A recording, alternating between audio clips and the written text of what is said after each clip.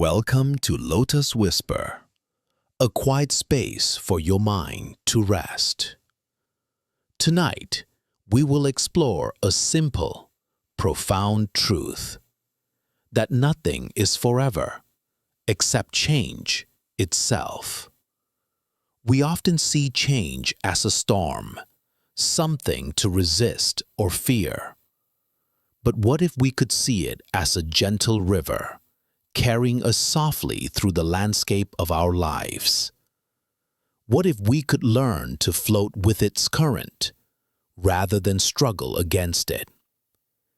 This evening's stories are about finding peace in this constant flow, discovering the quiet beauty in moments that come and go. Like reflections on the water, we will learn to let go of our grasp on things, and in doing so, find a deeper sense of calm and stillness, preparing you for a night of deep and restful sleep. Please subscribe to the channel to hear more stories like this. Part 1. The King's Perfect Vase. In the heart of a valley, cradled by mountains that seem to touch the sky, lay the kingdom of a great and powerful king. His name was Mahiman, and his wealth was as vast as the forest that carpeted the slopes of his domain. His storehouses overflowed with silks from distant lands, chests of shimmering jewels, and spices that filled the air with the scent of forgotten shores. His armies were loyal, his people were prosperous, and his palace was a wonder of carved wood and polished stone. By every measure of the world, King Mahiman had everything a man could desire. And yet, he did not have peace. A quiet, persistent hum of anxiety followed him through the gilded halls of his life, a shadow that no amount of light could dispel. He sought permanence in a world that was always flowing, control in a life that was always changing.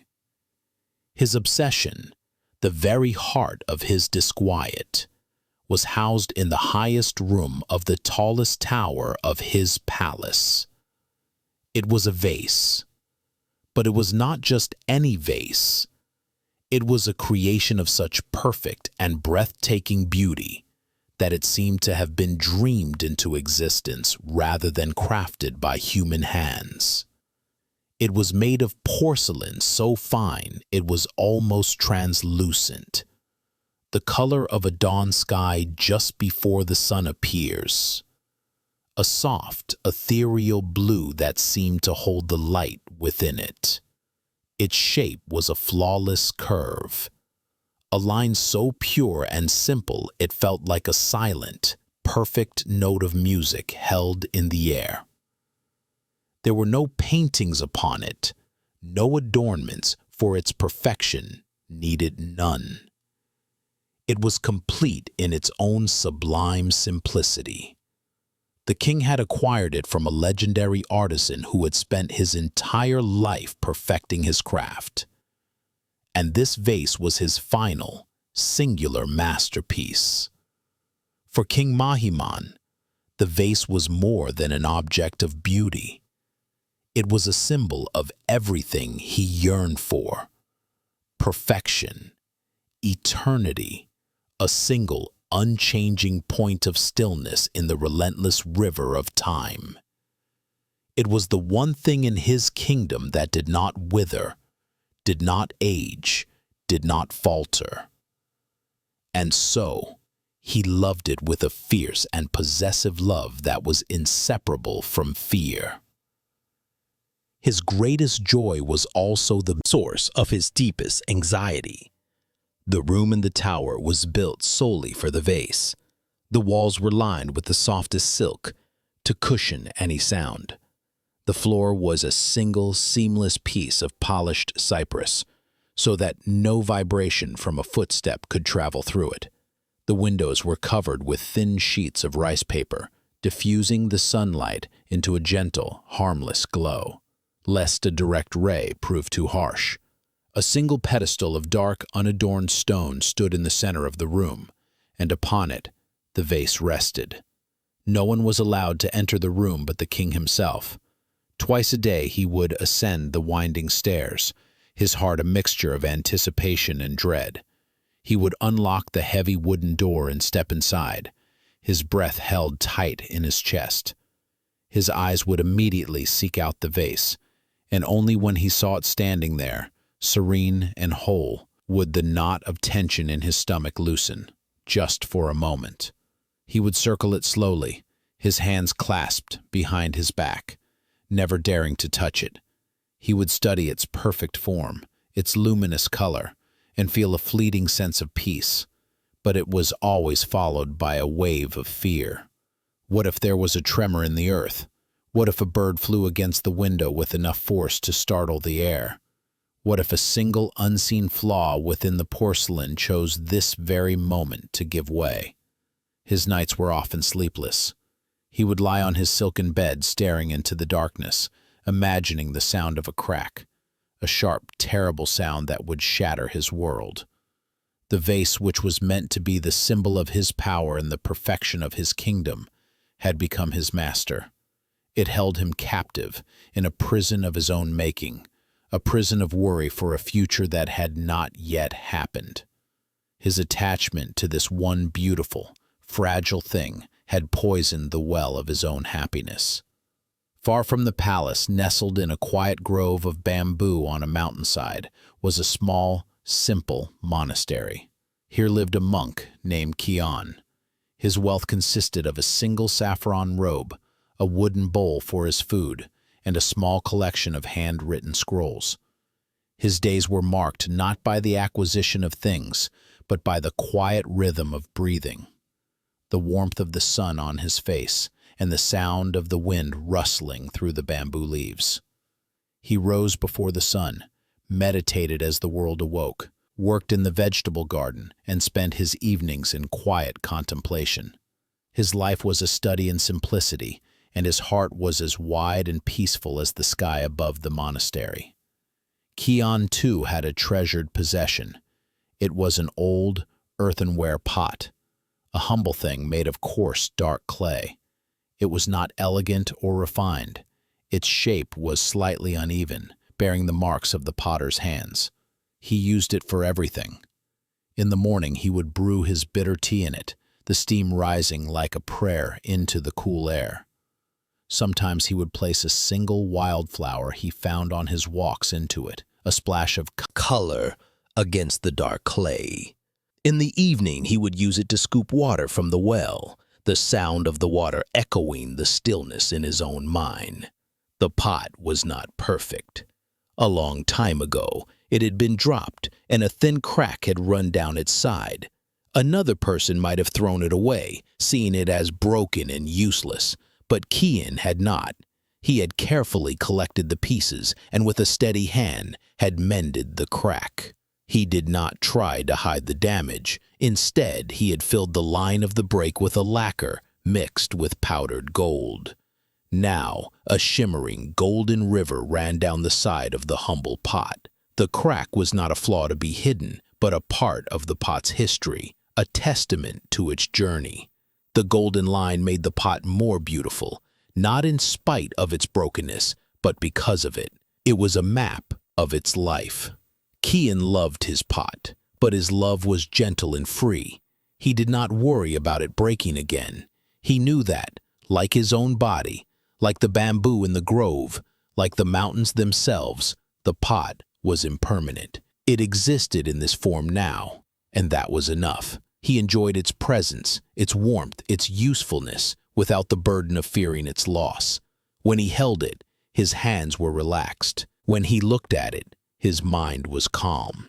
He saw the truth of its existence. It was here now, and one day it would not be. This understanding did not bring him sadness. It brought him a deep and profound sense of peace. It allowed him to cherish the pot more fully, to to be completely present with it in every moment he used it. The pot was not his master. It was his companion in the gentle, unfolding dance of existence. One day, a royal messenger, lost in the mountains, stumbled upon the monastery. He was given water and rest, and as he sat with Kian, he saw the monk calmly sipping tea from the mended pot. The messenger, accustomed to the flawless perfection of the palace, was intrigued by the golden crack. He asked Kian about it.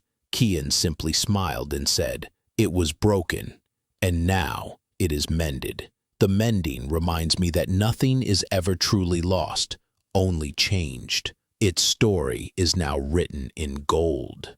When the messenger returned to the capital, he told the king of the strange monk and his broken pot.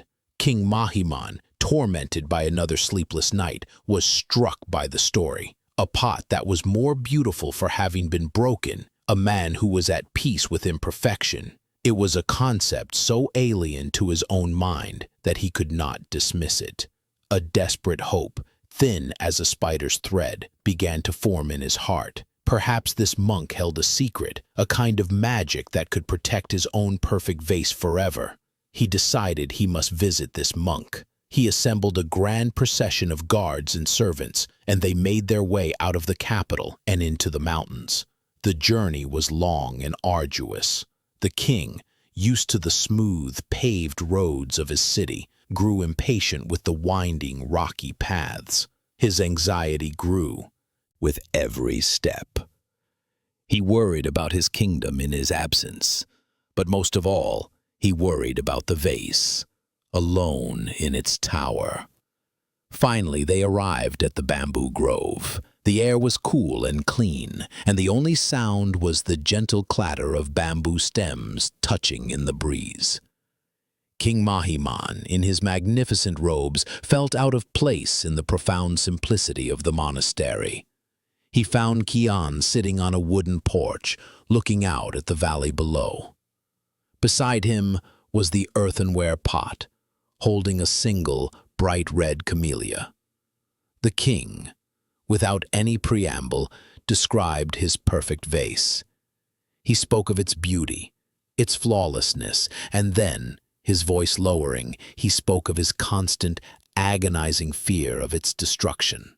"I have come to you, wise man," he said, his voice tight with desperation, "because I hear you have a way of dealing with broken things. I need you to teach me a charm, a prayer, some form of magic that will protect my vase and keep it whole for all time." Kian listened patiently, his gaze calm and kind. He did not speak for a long time. He simply poured a cup of tea from his pot and offered it to the king. The king took it, his hands trembling slightly. He noticed the golden line on the pot, shining in the afternoon sun. Finally, Kian spoke, his voice as soft as the wind in the bamboo. "Your Majesty," he began, "your vase is very beautiful. I can feel the love you have for it, but the protection you seek cannot be found in a charm or a prayer." He gently touched the golden crack on his own pot. "You see this pot?" he said. "I enjoy it every day. I enjoy its warmth when it is full of tea. I enjoy its coolness when it holds water from the well. I enjoy the beauty of this golden line that tells its story. I enjoy it so much because in my mind it is already broken." The king stared at him, confused. "Already broken? But it is here, it is whole." "Yes," Kian replied with a gentle smile. "It is here now, and I cherish it for that. But I know that its nature, like the nature of all things, is to change. It is made of clay, and one day it will return to clay. A slip of the hand, a tremor in the earth, or simply the slow passage of 1,000 years will break it. Because I know this, because I accept this, I am free to love it without fear. I do not need to worry about the future because I have already made peace with it. The pot's future breaking does not cast a shadow on my present enjoyment of it." He looked directly into the king's eyes. Your Majesty, your perfect vase is the same. It is beautiful now, but its journey includes a time when it will be broken. You cannot prevent this. The suffering you feel does not come from the vase. It comes from your struggle against this truth. The crack you fear is not in the porcelain. It is in your own mind. The king was silent. Kian's words were simple, yet they landed in his heart with the weight of a mountain. He looked at his own hands, clenched tightly around the teacup. He thought of his tower, his silk-lined room, his sleepless nights. He had spent all his energy trying to stop a river from flowing, trying to hold a cloud still in the sky. He did not experience a sudden flash of enlightenment. The anxiety did not simply vanish, but for the first time he saw it for what it was, a cage he had built for himself. He saw that his desperate grasp on the vase was the very thing that was crushing him. He finished his tea and placed the cup down. He bowed to Kian, a gesture of true respect that had nothing to do with his title as king. He did not ask for any more magic. He and his procession left the monastery and began the long journey back to the palace. When he returned, he walked alone up the winding stairs to the tower room. He unlocked the door and stepped inside. There it was, his vase, standing on its pedestal, as perfect and serene as ever. He looked at it, and for the first time, he did not feel the immediate clench of fear. He saw its beauty, the impossible blue, the flawless curve. He saw it shining in the gentle light. And then, with the monk's words echoing in his mind, he imagined it 100 years from now, 1,000 years from now. He imagined it as a collection of beautiful blue shards found by a child in the ruins of his palace. He imagined it as dust mingling with the earth. He saw that it was already broken. A single tear traced a path down his cheek. It was not a tear of sadness or of fear. It was a tear of release. The knot in his stomach did not disappear entirely, but it loosened its grip. He stood there for a long time, simply looking at the vase, breathing with it in the quiet room. He was beginning to understand that its true perfection was not in its ability to last forever, but in its fragile, fleeting, and profound existence. Right here, right now. The journey to peace had just begun. He did not leave the room. In the past, his visits were brief, tense inspections, a ritual of reassurance that always failed to reassure. He would confirm the vase was safe and then flee, as if the very air in the room was thick with potential disaster. But now he did something he had never done before. He slowly lowered himself to the floor, his royal knees protesting against the hard, polished cypress. He sat, not as a king before a treasure, but as a man sitting before a teacher. The silence in the room was different now. It was no longer the strained, fragile silence of a held breath. It was a deep, resonant quiet, the kind Kian must have known in his bamboo grove. In this quiet, the king could hear the frantic beating of his own heart begin to slow. He watched the light from the paper-covered windows creep across the floor, a slow golden tide marking the passage of the afternoon. He watched it touch the base of the pedestal and climb, illuminating the soft blue of the porcelain. He thought of Kian's pot. He pictured the dark, humble clay and the brilliant, unexpected river of gold. The king had spent his life pursuing a flawless, unbroken existence, hiding any sign of weakness or vulnerability. He had tried to build a kingdom, a life, a self that was as perfect and impenetrable as his vase. But Kian's pot suggested a different kind of beauty, a different kind of strength. A strength that came from acknowledging wounds, from integrating the broken parts of a story, instead of discarding them. As he sat there, the old anxieties did not vanish completely. They arose like ghosts in the quiet room. A faint rumble from the city below made him flinch, his mind instantly picturing a crack appearing on the vase's surface. The thought was still there, but it was different. It was no longer a terrifying premonition that seized him. It was just a thought, a cloud passing through the sky of his mind. He watched it come, and he watched it go, returning his attention to his breath, to the light, to the silent blue presence of the vase before him. He realized the vase was teaching him the same lesson as the monk, but in its own silent language.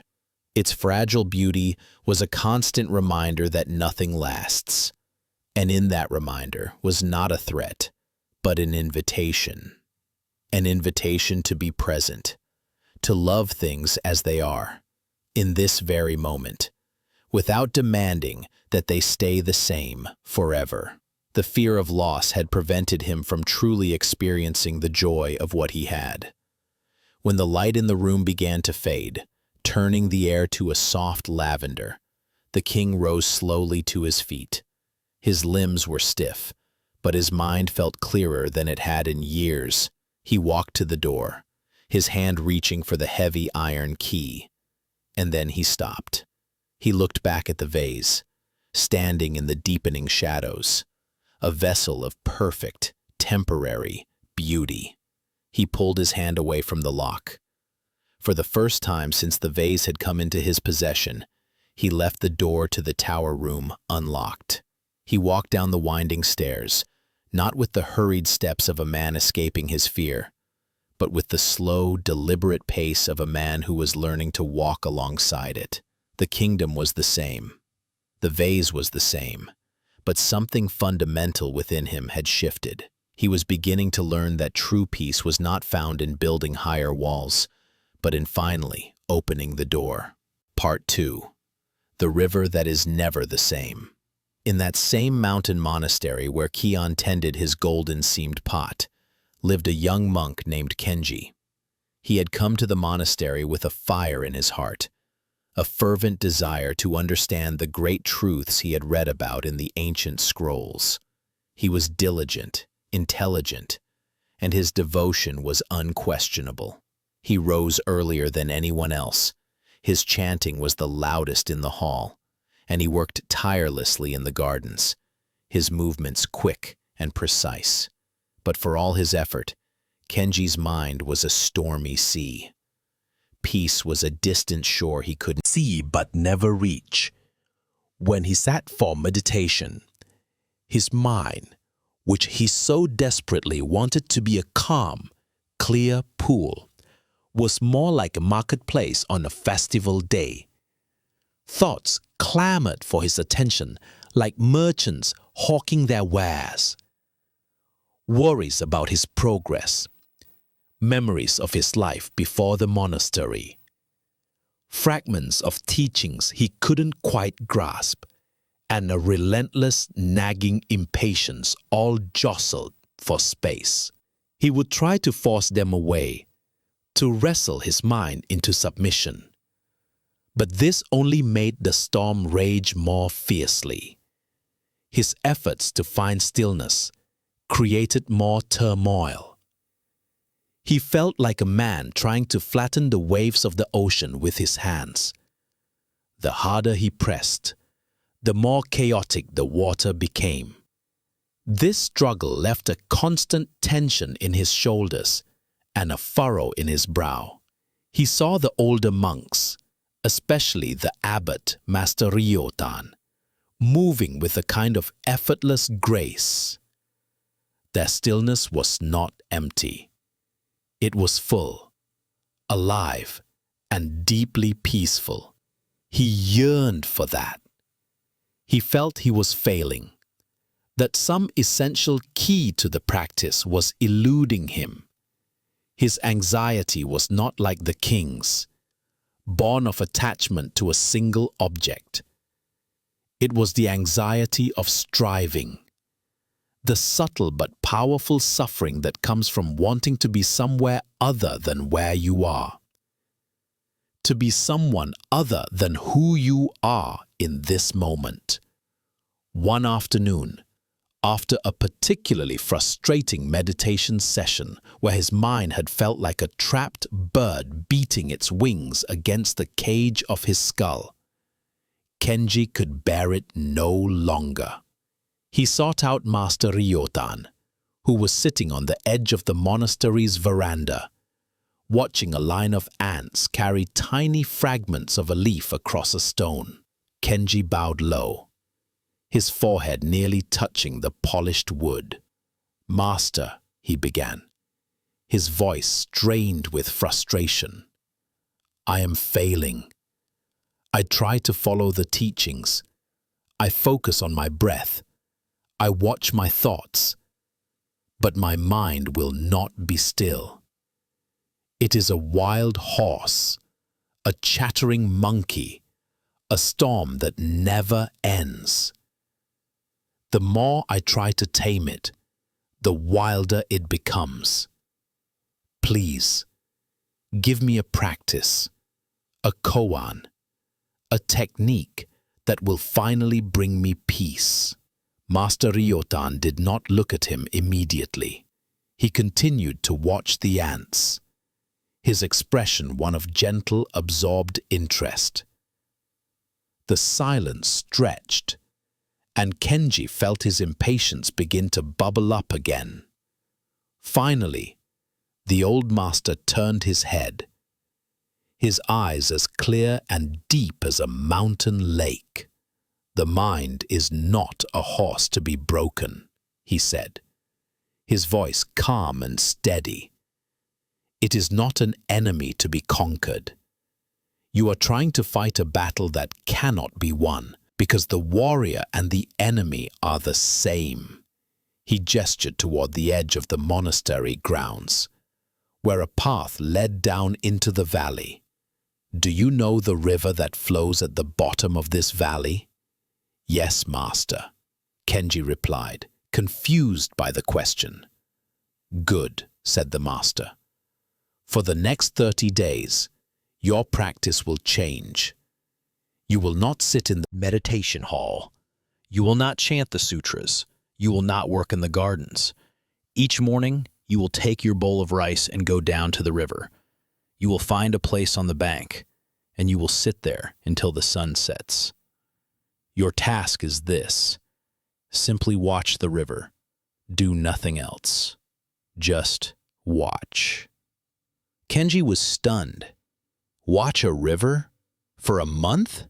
How could this possibly help his chaotic mind? It sounded like a punishment, or worse, a meaningless task designed to show him how little the master thought of his potential. He wanted a challenge, a profound secret, and he was being told to go and stare at water. But the master's gaze was unwavering, and Kenji knew better than to argue. He bowed again, his mind a swirl of disappointment and confusion, and said, "I will do as you ask, Master." The next morning, long before dawn, Kenji took his simple meal and walked down the winding path. The air was cool and smelled of damp earth and pine needles. He reached the river as the first light was turning the sky from charcoal to a soft, bruised purple. The water was a dark, rushing sound in the dimness. He found a large, flat rock near the bank, smoothed by centuries of flowing water, and sat down. The first day was torture. His mind, freed from its usual structured routine, was even more unruly than before. He tried to watch the river, as the master had instructed. But what did that even mean? He noted its speed. He watched the eddies swirl behind a half-submerged log. He counted the ripples. He tried to follow a single leaf as it bobbed and spun its way downstream. This was analysis, not watching. His mind was still striving, trying to turn the river into a problem to be solved. After an hour, he was bored. After 2, he was restless. By midday, he was angry. The sun was hot. Insects buzzed around his head. His legs ached from sitting on the hard stone. What a waste of time! He could be meditating, studying, making progress. Instead, he was here, doing nothing. His thoughts raced. He replayed his conversation with the master, searching for a hidden meaning he had missed.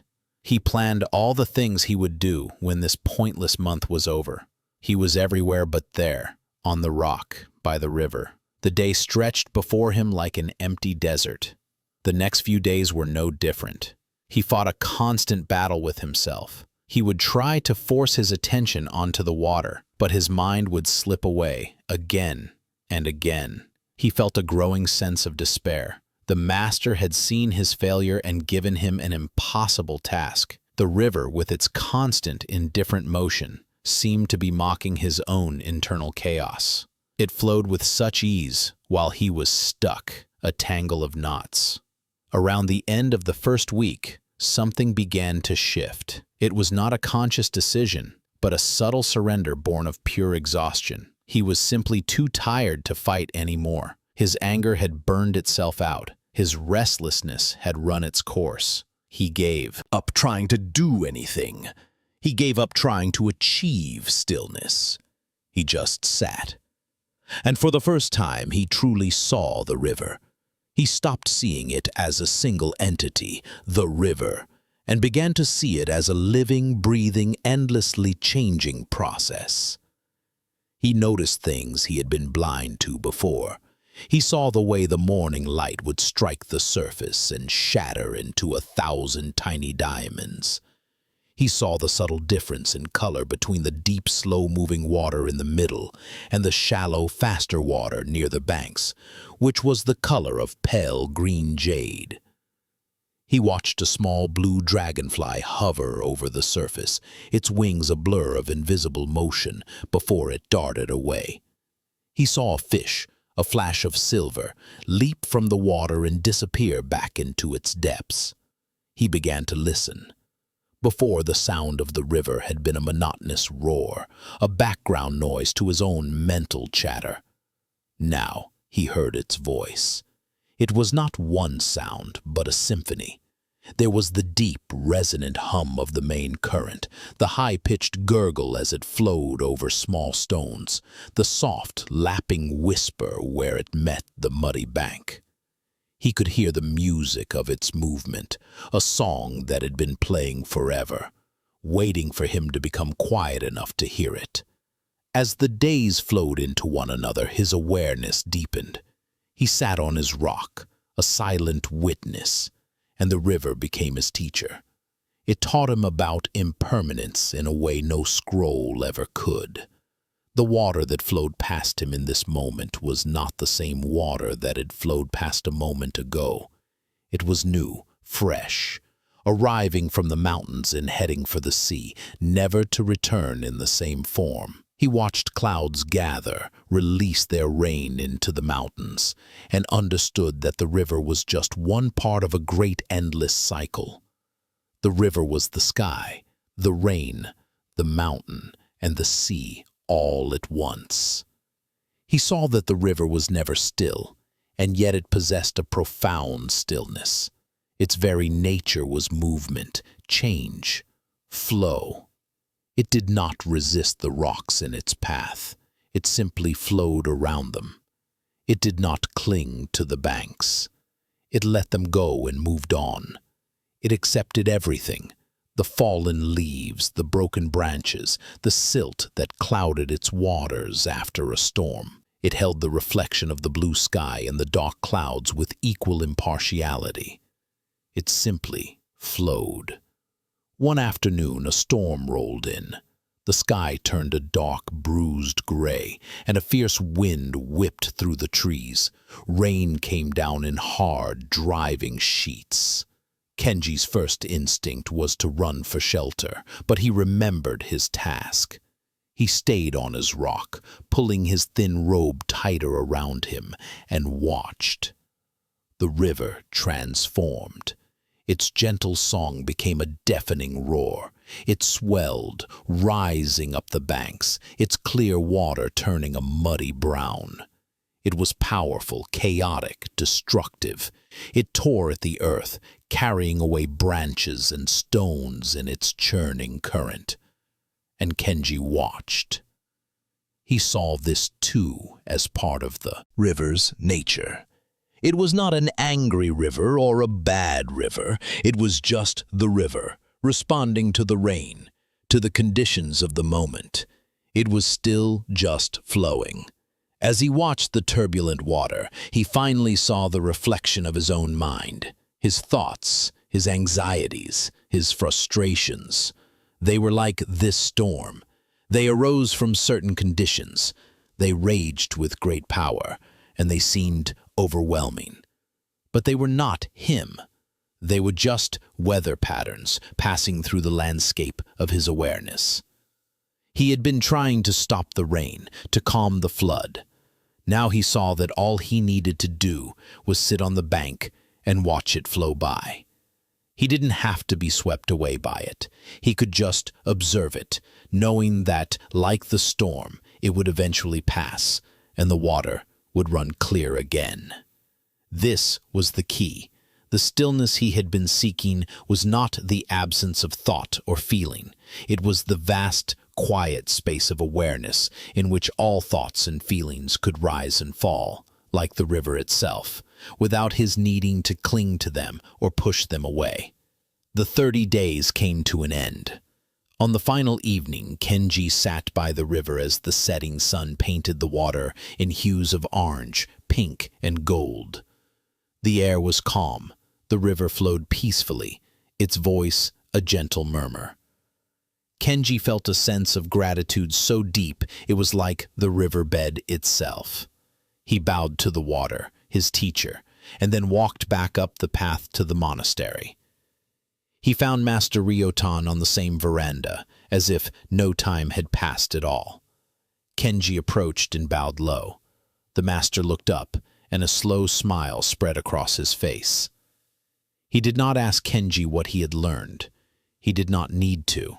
He could see it, in the way Kenji stood, in the calm clarity of his eyes.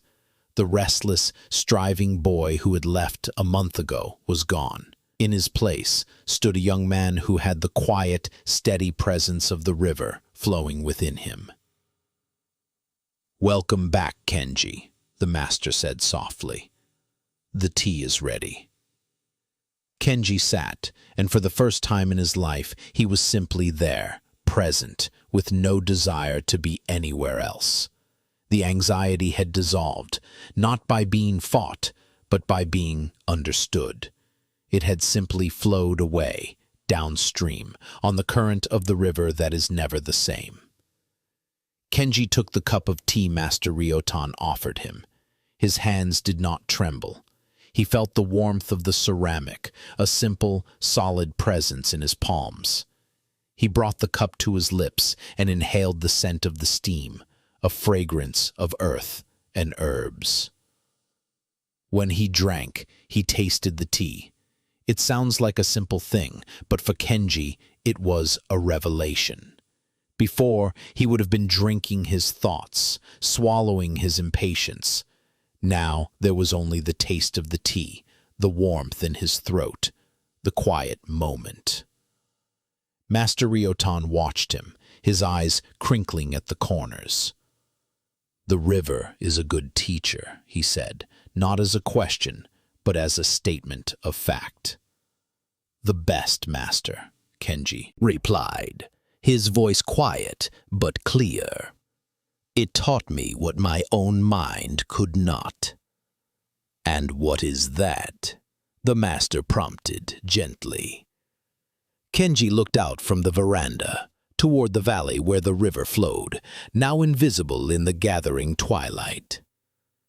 "I went there seeking stillness," he said, thinking it was a destination, a state I had to achieve. I thought I had to stop the river of my mind. But the river taught me that true stillness is not the absence of flow. It is the acceptance of it.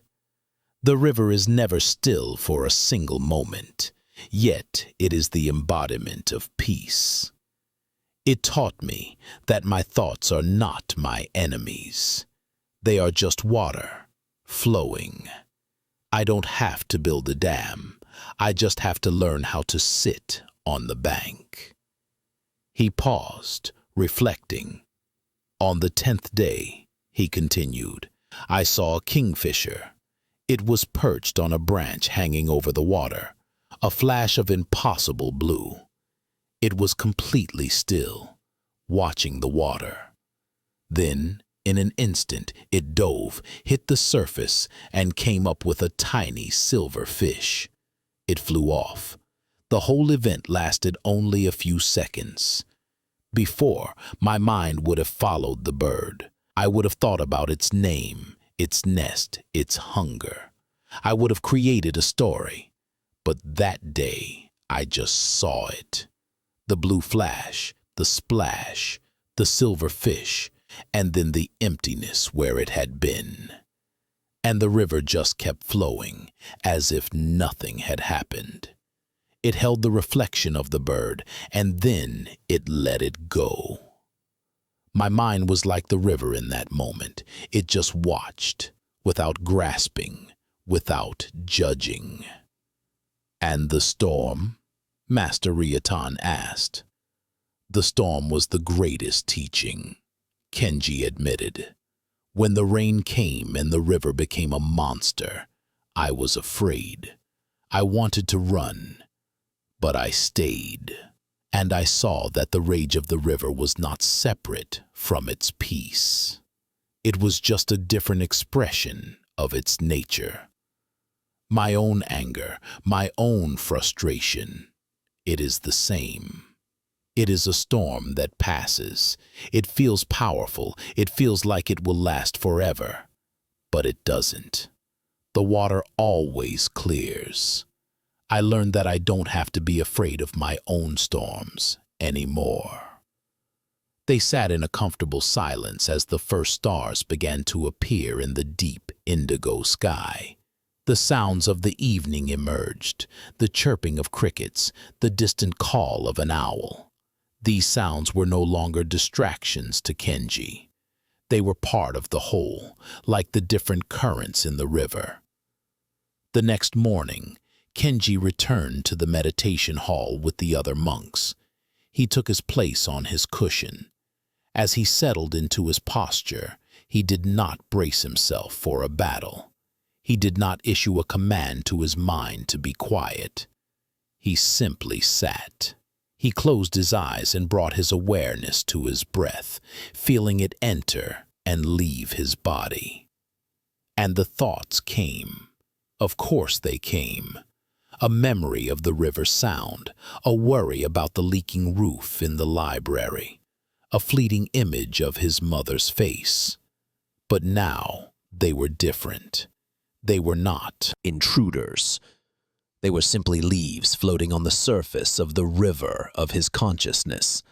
He noticed them, and then he let them float by, returning his gentle attention to the anchor of his breath. He was not fighting them. He was not caught by them. He was the silent, spacious awareness that held them all. He was the vast riverbed, and the thoughts were just the water flowing over him. There was no sudden flash of light, no dramatic experience of enlightenment. There was something much quieter and much more profound. There was peace. Not a peace that was won, but a peace that was discovered, a peace that had been there all along, underneath the noise, like the deep, silent current that runs beneath the choppy surface of the water. Kenji had finally stopped trying to calm the waves and had instead learned to rest in the boundless depths of the ocean. The river had taught him how to come home to himself. Part 3. The Beauty of Falling Petals. The stillness that Kenji found by the river began to spread through the monastery like the gentle scent of incense. It was a quiet transformation, a deepening of the silence that had always been there. Spring arrived not with a sudden burst, but as a slow, deliberate unfurling. The cold, hard earth of the monastery garden softened. Tiny green shoots of herbs and vegetables pushed their way toward the light. And in the central courtyard, The old cherry tree, which had stood all winter like a skeleton of black ink against a gray sky, began to show the faintest blush of life on its gnarled branches. In the monastery lived a very old monk named Ado.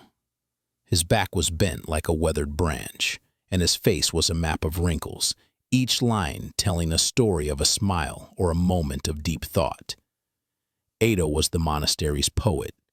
He did not speak often, but when he did, his words were like carefully chosen stones placed in a garden, simple and perfectly placed. He saw the world in verses of 3 and 5 syllables. For him, the truth was not found in grand pronouncements, but in the quiet observation of a dewdrop on a leaf, the flight of a dragonfly, or the slow fading of the afternoon light. With Ado was a young novice named Haru. He was a gentle soul, thoughtful and kind, with a heart that was, perhaps, a little too soft for the world. He loved the beauty of the monastery, the changing seasons, the quiet rituals of the day. But his love was always tinged with a delicate sadness. He felt the ache of passing time in everything. The joy he felt at the sight of the first spring blossom was inseparable from the knowledge that it would soon wither and fall. For Haru, every hello contained a quiet goodbye. This was not a loud, dramatic anxiety, but a subtle, persistent undercurrent of melancholy, a resistance to the natural law of endings. As the buds on the cherry tree swelled, turning from tight, dark knots into promising pearls of pink and white, Haru felt this familiar, bittersweet feeling rise in him. He would watch the tree from the veranda, his heart filled with a fragile happiness. One morning, as the first few blossoms opened, shyly testing the spring air, Haru was sweeping the stone path nearby. Master Ido was sitting on the steps, warming his old bones in the sun, his eyes closed. A light breeze stirred the branches, and a single, perfect petal detached itself and drifted down, landing softly on the dark, swept stone at Haru's feet. Haru stopped his sweeping and looked at it. A perfect, 5-pointed star of the palest pink. A wave of sadness washed over him, so pure and sharp it surprised him. He sighed, a sound that was barely audible, but Ido heard it. He opened his eyes, which were as clear as a child's. "The first to fall," he said, his voice a soft rasp. "Does it make you sad, Haru?" Haru was startled. He felt as if the old master had looked directly into his heart. "Yes, master," he admitted quietly. "It has only just arrived, and already it is leaving. Its beauty is so short, it feels like a loss." Ido looked from the single petal on the ground to the thousands of unopened buds still clinging to the branches. He did not offer a comforting platitude. Instead, he said, "The life of a blossom is not measured in days, but in the fullness of its being. Its purpose is not to last, but to bloom. Its falling is not its end. It is the completion of its journey." He saw the confusion still lingering in Haru's eyes. He patted the wooden step beside him. "Sit, my boy. This tree is a fine teacher, but I know of a place where 1,000 such teachers have gathered. They are about to give their great, silent sermon. Tomorrow we will make a journey to the Yoshino Mountains to see the ancient groves. Perhaps they can teach your heart what my words cannot." The next day they set out at dawn. They carried nothing but a small cloth bundle with some rice balls and a flask of water. The journey itself was a lesson in Ido's way of seeing. The old monk walked slowly, his feet seeming to know the path intimately. He would often stop, not because he was tired, but because something had caught his attention. He pointed to a patch of moss on a rock, its surface a universe of vibrant green, glistening with morning dew.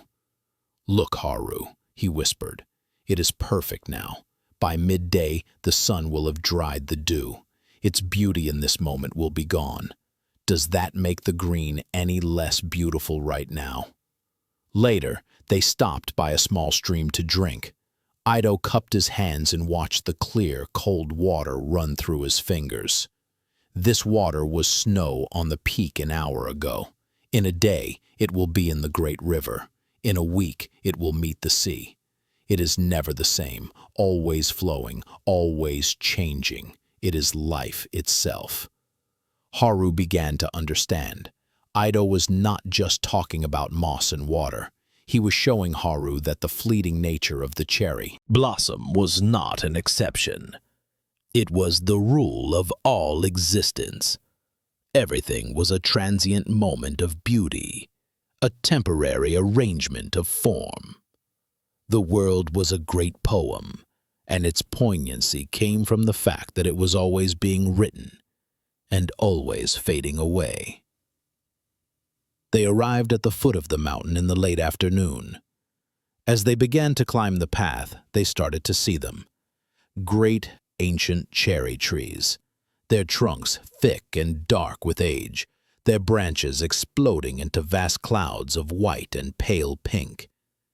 The higher they climbed, the more numerous the trees became, until they were no longer walking in a forest, but inside a dream. They reached a clearing near the summit, just as the sun was beginning to set. The view was breathtaking. Below them, the entire mountainside was covered in a soft, billowing sea of blossoms. It looked as though a gentle pink cloud had descended from the heavens to rest upon the earth. The air was still and filled with a faint, sweet fragrance, so subtle it was more a feeling than a scent. Haru stood, speechless. The sheer, overwhelming beauty of it all silenced the sad, questioning voice in his mind. There was no room for thoughts of yesterday or tomorrow. There was only this incredible, all-encompassing present moment. He felt his heart expand, filled with a joy so pure it had no opposite. They sat on the grass, ate their rice balls in silence, and watched as the setting sun cast a warm golden light upon the blossoms, making them glow from within. For that one evening, Haru felt he understood. He felt a deep, profound peace, a sense of being perfectly in place in a world that was itself perfect. They slept there, under the canopy of flowers, the petals like a million tiny stars against the dark night sky. Haru awoke just before dawn to a gentle coolness on his cheek. He opened his eyes. A single petal was resting on his face. He sat up. A soft wind was blowing up from the valley, a steady, sighing breeze. And with the wind, the petals began to fall. At first it was just a few, drifting down like hesitant snowflakes. But as the wind grew stronger, the trickle became a shower, and the shower became a blizzard. Millions upon millions of petals were letting go of their branches, filling the air, swirling and dancing in the morning light. Haru's heart clenched. The familiar sadness returned. "It's over," he whispered to himself. "It's ending." The perfect moment was gone. Ido, who was already sitting up and watching, turned to him. He saw the sorrow on the young monk's face. He did not speak. Instead, he simply raised his hand and pointed. "Don't look at the branches," he said softly. "Look at the air." Haru followed his instruction. He shifted his gaze from the trees, which were slowly returning to their skeletal forms, and looked at the space between them. He saw the dance. It was a silent, graceful ballet of impossible beauty. The air was alive with falling blossoms. They swirled in eddies and currents, catching the first rays of the sun and shimmering like flakes of mother of pearl. They were not just falling, they were flying, soaring, celebrating their release. The ground was already carpeted in a thick, soft blanket of pink and white. The wind carried the petals everywhere, dusting their robes, their hair, the very air they breathed. It was not a scene of death or decay. It was a scene of breathtaking, dynamic life. "This is not the end of their beauty, Haru," Ido said, his voice full of a quiet reverence. "This is the culmination of it. This is the part of the song that makes the silence that follows so meaningful. We call this Hanafubuki, the cherry blossom snow. Do you see? The beauty is not just in the flower on the branch. It is in the entire journey. The budding, the blooming, and this graceful letting go." He cupped his hands, and a dozen petals fluttered into them. "If these blossoms stayed on the branch all year," he continued, "would we make this journey? Would we stop our sweeping to watch them? Would our hearts feel this fullness? No. We would pass them by without a second thought. Their beauty is so powerful precisely because it is so brief. It demands that we be present. It reminds us that this moment, right now, is precious because it will never come again." Haru looked at the swirling petals, and for the first time, he saw what Ido saw. He saw the falling not as a loss, but as a gift, a final, generous act of beauty. The sadness in his heart did not vanish, but it transformed. It softened, losing its sharp, painful edge, and became something else, a gentle, poignant gratitude, a feeling the old poets called mono no aware, the beautiful, gentle sorrow of seeing things as they pass. It was not a feeling to be resisted, but one to be felt fully, for it was the feeling of being truly alive in a world of constant change. He lay back on the petal-soft ground and watched the sky, which was now filled with the blossom snow. He felt the petals land on his face like a soft caress. He was not mourning an ending. He was witnessing a celebration. He understood that to love something is to love its entire nature, and the nature of the blossom was to bloom and to fall. To wish for it to stay forever would be to not truly love it at all. A deep sense of relaxation washed over him, a profound letting go that mirrored the petals themselves. He closed his eyes, not in sadness, but in peace. The fear of endings had dissolved, replaced by a quiet joy for the beauty of the moment.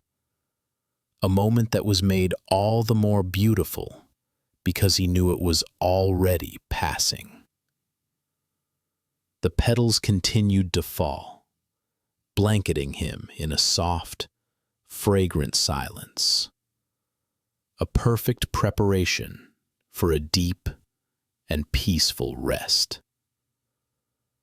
As Haru lay there, immersed in the gentle storm of petals, a memory surfaced in his mind, as soft and unexpected as the blossoms themselves.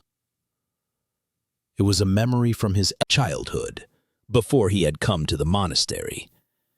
He remembered his grandmother, a woman whose hands were as wrinkled as the bark of the old cherry tree, but whose touch was always gentle. She had a small garden behind her house, and in it grew a single magnificent morning glory vine.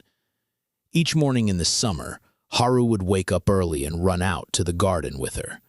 The vine would be covered in spectacular trumpet-shaped flowers, their colors a vibrant, impossible blue, deeper than the sky itself. He loved those flowers with the child's pure and uncomplicated heart, but by the time the afternoon sun was high and hot, the beautiful blue trumpets would have withered and closed, their brief, glorious life over. He remembered the first time he saw this happen. He had cried, his small body shaking with sobs. "They're all gone," he had wailed to his grandmother. "They died." He felt a genuine and profound grief for the loss of that morning's beauty. His grandmother had not tried to placate him with easy words. She had simply knelt beside him on the soft earth, her presence a calm anchor in his storm of sadness. She took his small hand in her own and pointed to the vine. "Look closer, little one," she had said, her voice like the rustling of dry leaves. He followed her finger, his vision blurred with tears. He saw the withered blue flowers, sad and limp. But then he saw what she was pointing to. Dozens of tiny, tightly furled buds, green and promising, hidden amongst the leaves. "The blue flowers of today have given their life to the sun," she explained softly. "Their beauty was a gift for this morning. They are tired now, but their closing makes space for the flowers of tomorrow. The vine is not dying. It is just getting ready to sing its song again in the morning light." The next morning, he had woken with a sense of anxious hope. He ran to the garden, and there they were. A whole new chorus of blue trumpets had opened to greet the day, fresh and perfect, glistening with dew. His heart had soared with a joy that was all the more intense because of the previous day's sorrow. He had finally understood. The beauty was not a static thing to be held on to. It was a rhythm, a pulse, a daily miracle of opening and closing. Lying on the mountainside, covered in the fallen cherry petals, Haru realized he was learning the same lesson all over again, but on a much deeper level. His grandmother's morning glories, Ido's moss, the river, and now these cherry blossoms, they were all speaking the same silent language. They were all teaching the same profound truth. That life's beauty is not found in permanence, but in its graceful, rhythmic dance of appearance and disappearance. He opened his eyes and sat up. Ido was now carefully gathering a handful of the fallen petals and placing them into a small cloth pouch. He did it with the same reverence a merchant might show when handling precious jewels. "What are you doing, master?" Haru asked. "I am gathering this moment," Ido replied with a smile. "When we return to the monastery, we will float these in our tea, and when we drink, we will taste the memory of this mountain, this sunrise, this wind. We will taste this perfect, fleeting beauty." Haru was struck by the simple wisdom of the act. Ido was not trying to preserve the blossoms forever. He knew that was impossible. The petals in the pouch would soon turn brown and lose their fragrance. Instead, he was honoring the moment, creating a small ritual that would allow him to carry its essence with him, not as a possession, but as a living memory. It was a way of participating in the flow of change rather than resisting it. They began their journey back down the mountain. The path was now a carpet of pink and white. With every step, their feet made soft, rustling sounds in the fallen blossoms. Haru noticed that his perception had changed. He was no longer looking at the world through a lens of potential loss. He was simply seeing what was there. He saw the beauty of the nearly bare branches, their elegant, dark lines now visible again against the sky. He saw the beauty of the petal-covered path. He saw the beauty in the cycle itself. When they stopped to rest, Haru found himself composing a small poem in his head, the way Ido did. "The air is full of snow, pink and white, a gentle sigh. The tree is letting go." It was simple, but it felt true. It captured the moment without clinging to it. He felt a sense of quiet joy, a feeling of creative release. He was not just a sad observer of beauty's passing. He was a participant in its expression. As they neared the monastery in the late afternoon, they saw the single cherry tree in the courtyard. Its branches, too, were nearly bare. The stone path that Haru had swept so diligently the day before was now covered in a soft layer of its own fallen petals. Haru's old self, the self of just a day ago, would have felt a pang of sadness at the sight. He would have seen the mess, the end of the season, the return to bareness. But the Haru who returned from the mountain saw something different. He saw the completion of a cycle. He saw the quiet promise of rest before the green leaves of summer would appear. He saw the tree in its wholeness, not just in its brief, glorious moment of full bloom. He picked up his broom, but he did not sweep with his old melancholic sense of duty. He swept with a new feeling of gentle purpose. He was not clearing away the remnants of a lost beauty. He was tending to the garden, participating in its rhythm. The rustle of the petals as he gathered them with his bamboo broom was not a sad sound. It was just a sound, part of the music of the present moment. That evening, in the quiet of his small room, Haru felt a profound sense of peace settle over him, a peace that was as soft and gentle as the fallen petals. He understood now that his melancholy had come from a simple mistake. He had been trying to hold on to a single note, when the beauty was in the entire song. By learning to embrace the falling, he had finally learned to truly appreciate the bloom.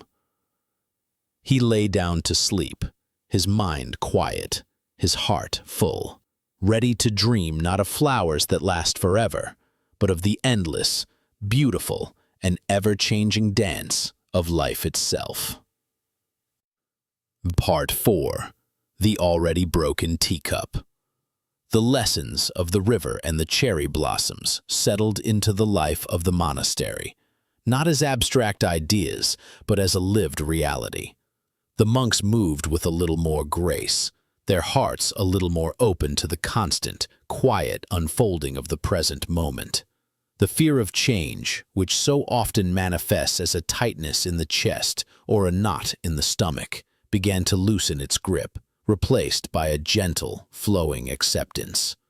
But to truly understand this teaching, to let it sink from the mind into the very marrow of one's bones, required a teacher who embodied it completely. And that teacher was the abbot, Master Ryotan. Master Ryotan was a man of profound stillness. It was not a rigid, controlled stillness, but a fluid, dynamic presence that seemed to harmonize with everything around him. He was old, yet his movements were not frail. They were deliberate and full of a quiet energy. He was the center of the monastery, the silent hub around which the wheel of daily life turned. And he had a teacup.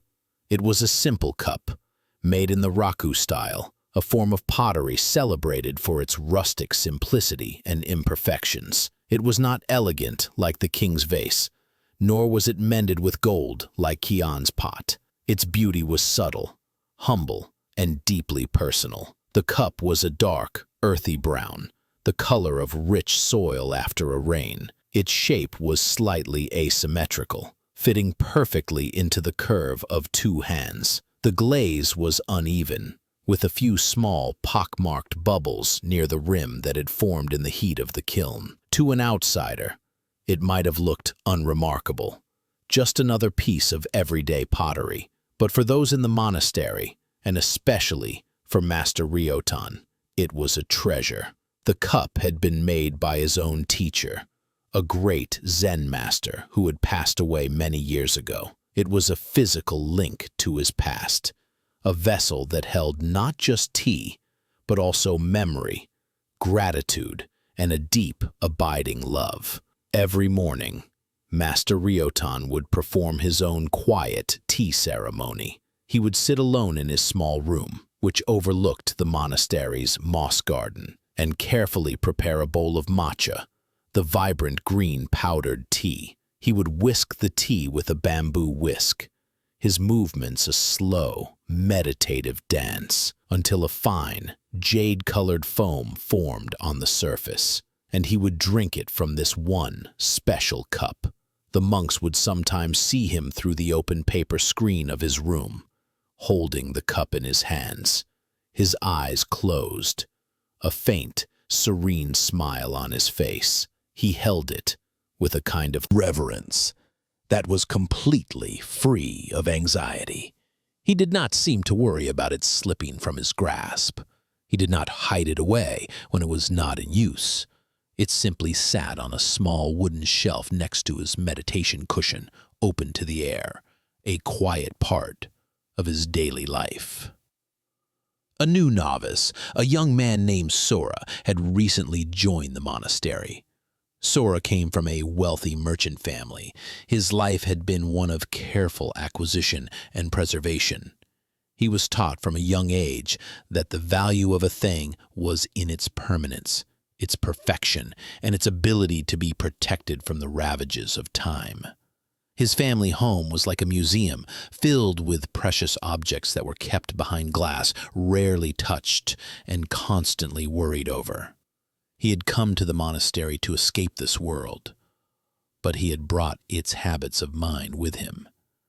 He was a careful, anxious young man, always worried about doing the wrong thing, breaking a rule, or damaging something. Sora was assigned to be the master's attendant for a month. It was a great honor, and he was terrified. His duties included cleaning the master's room, preparing his ink for calligraphy, and ensuring he had everything he needed.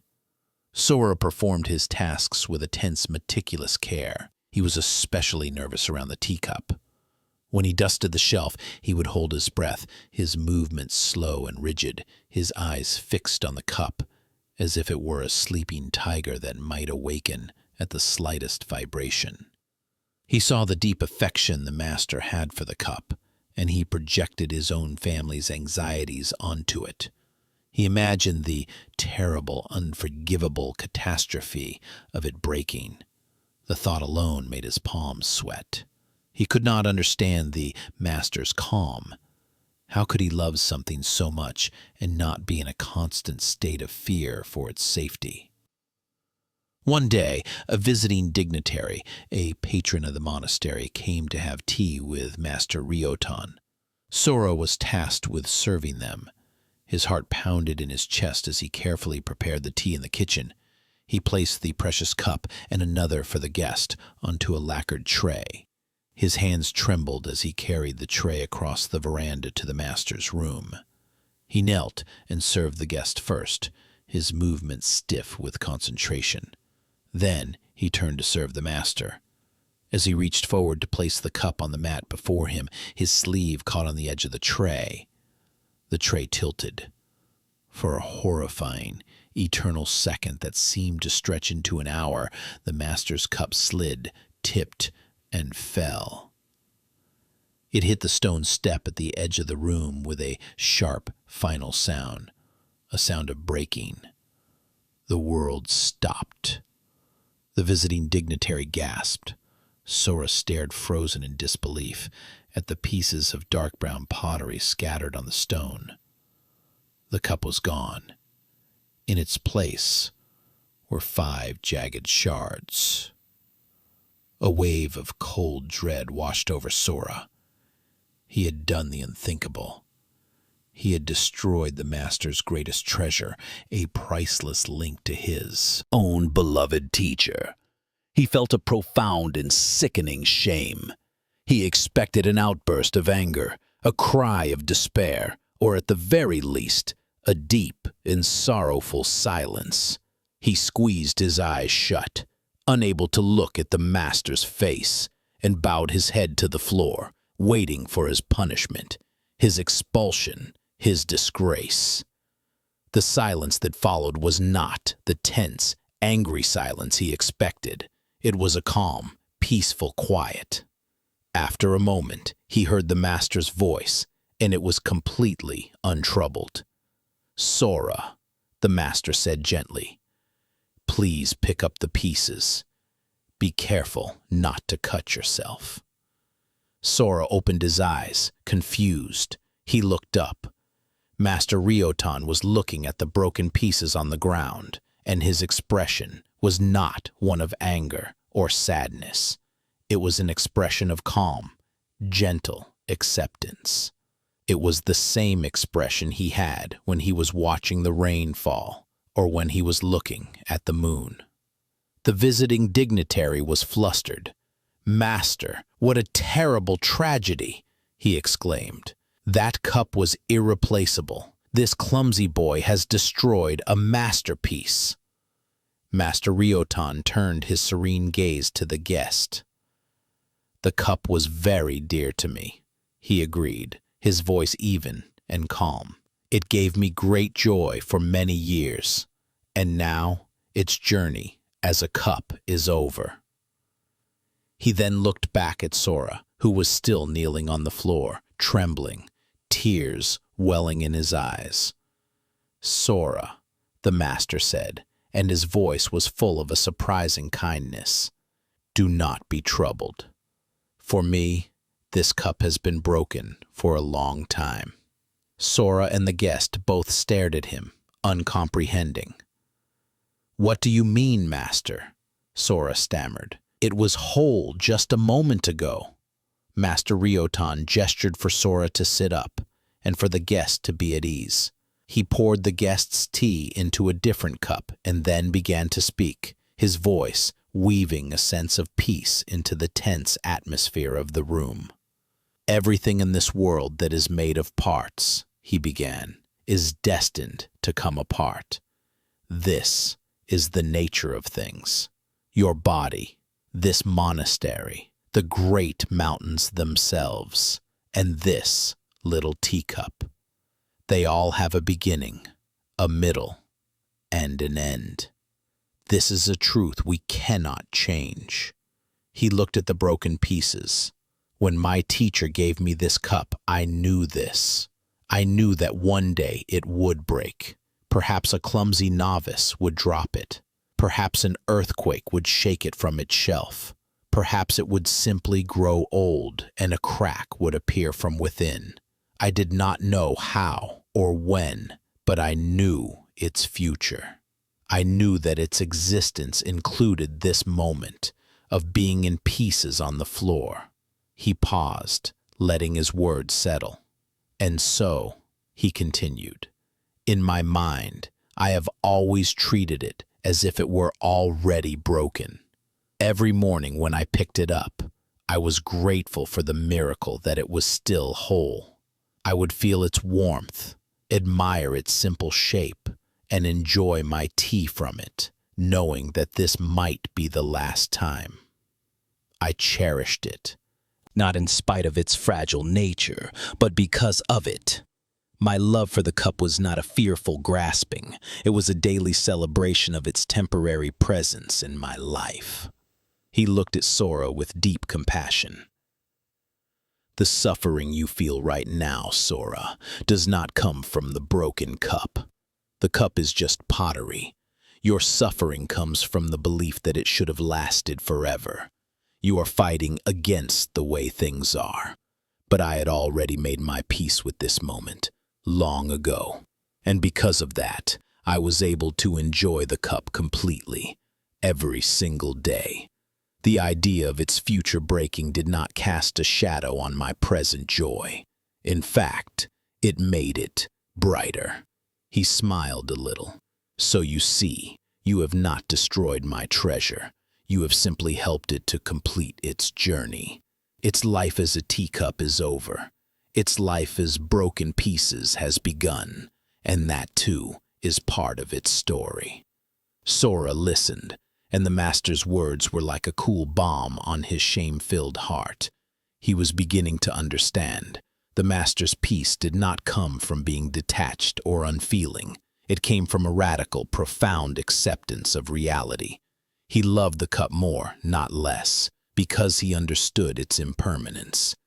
the tight knot of anxiety that Sora had carried with him his whole life, the fear of breaking things, of making mistakes, of loss, began to soften. He saw that this fear was a prison.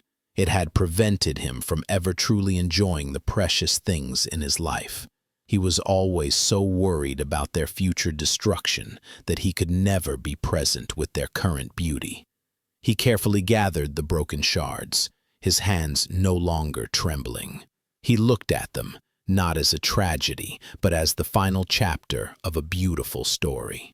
He saw the texture of the clay, the dark sheen of the glaze. They were still beautiful. Later that day, Master Ryotan found Sora in the garden.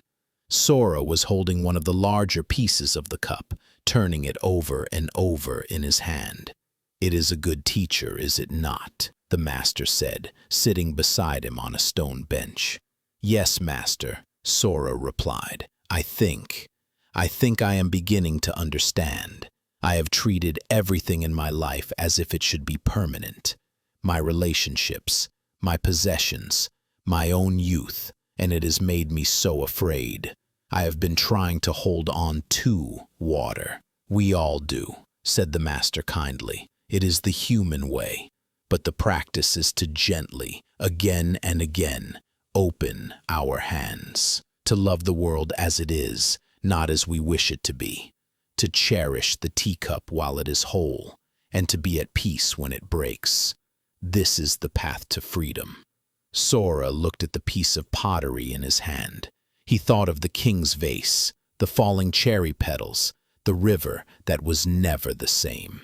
It was all the same teaching, the same truth, seen from a different angle. Nothing is forever, and in that truth, if you could truly accept it, was not a cause for despair, but the secret to a deep and unshakable peace.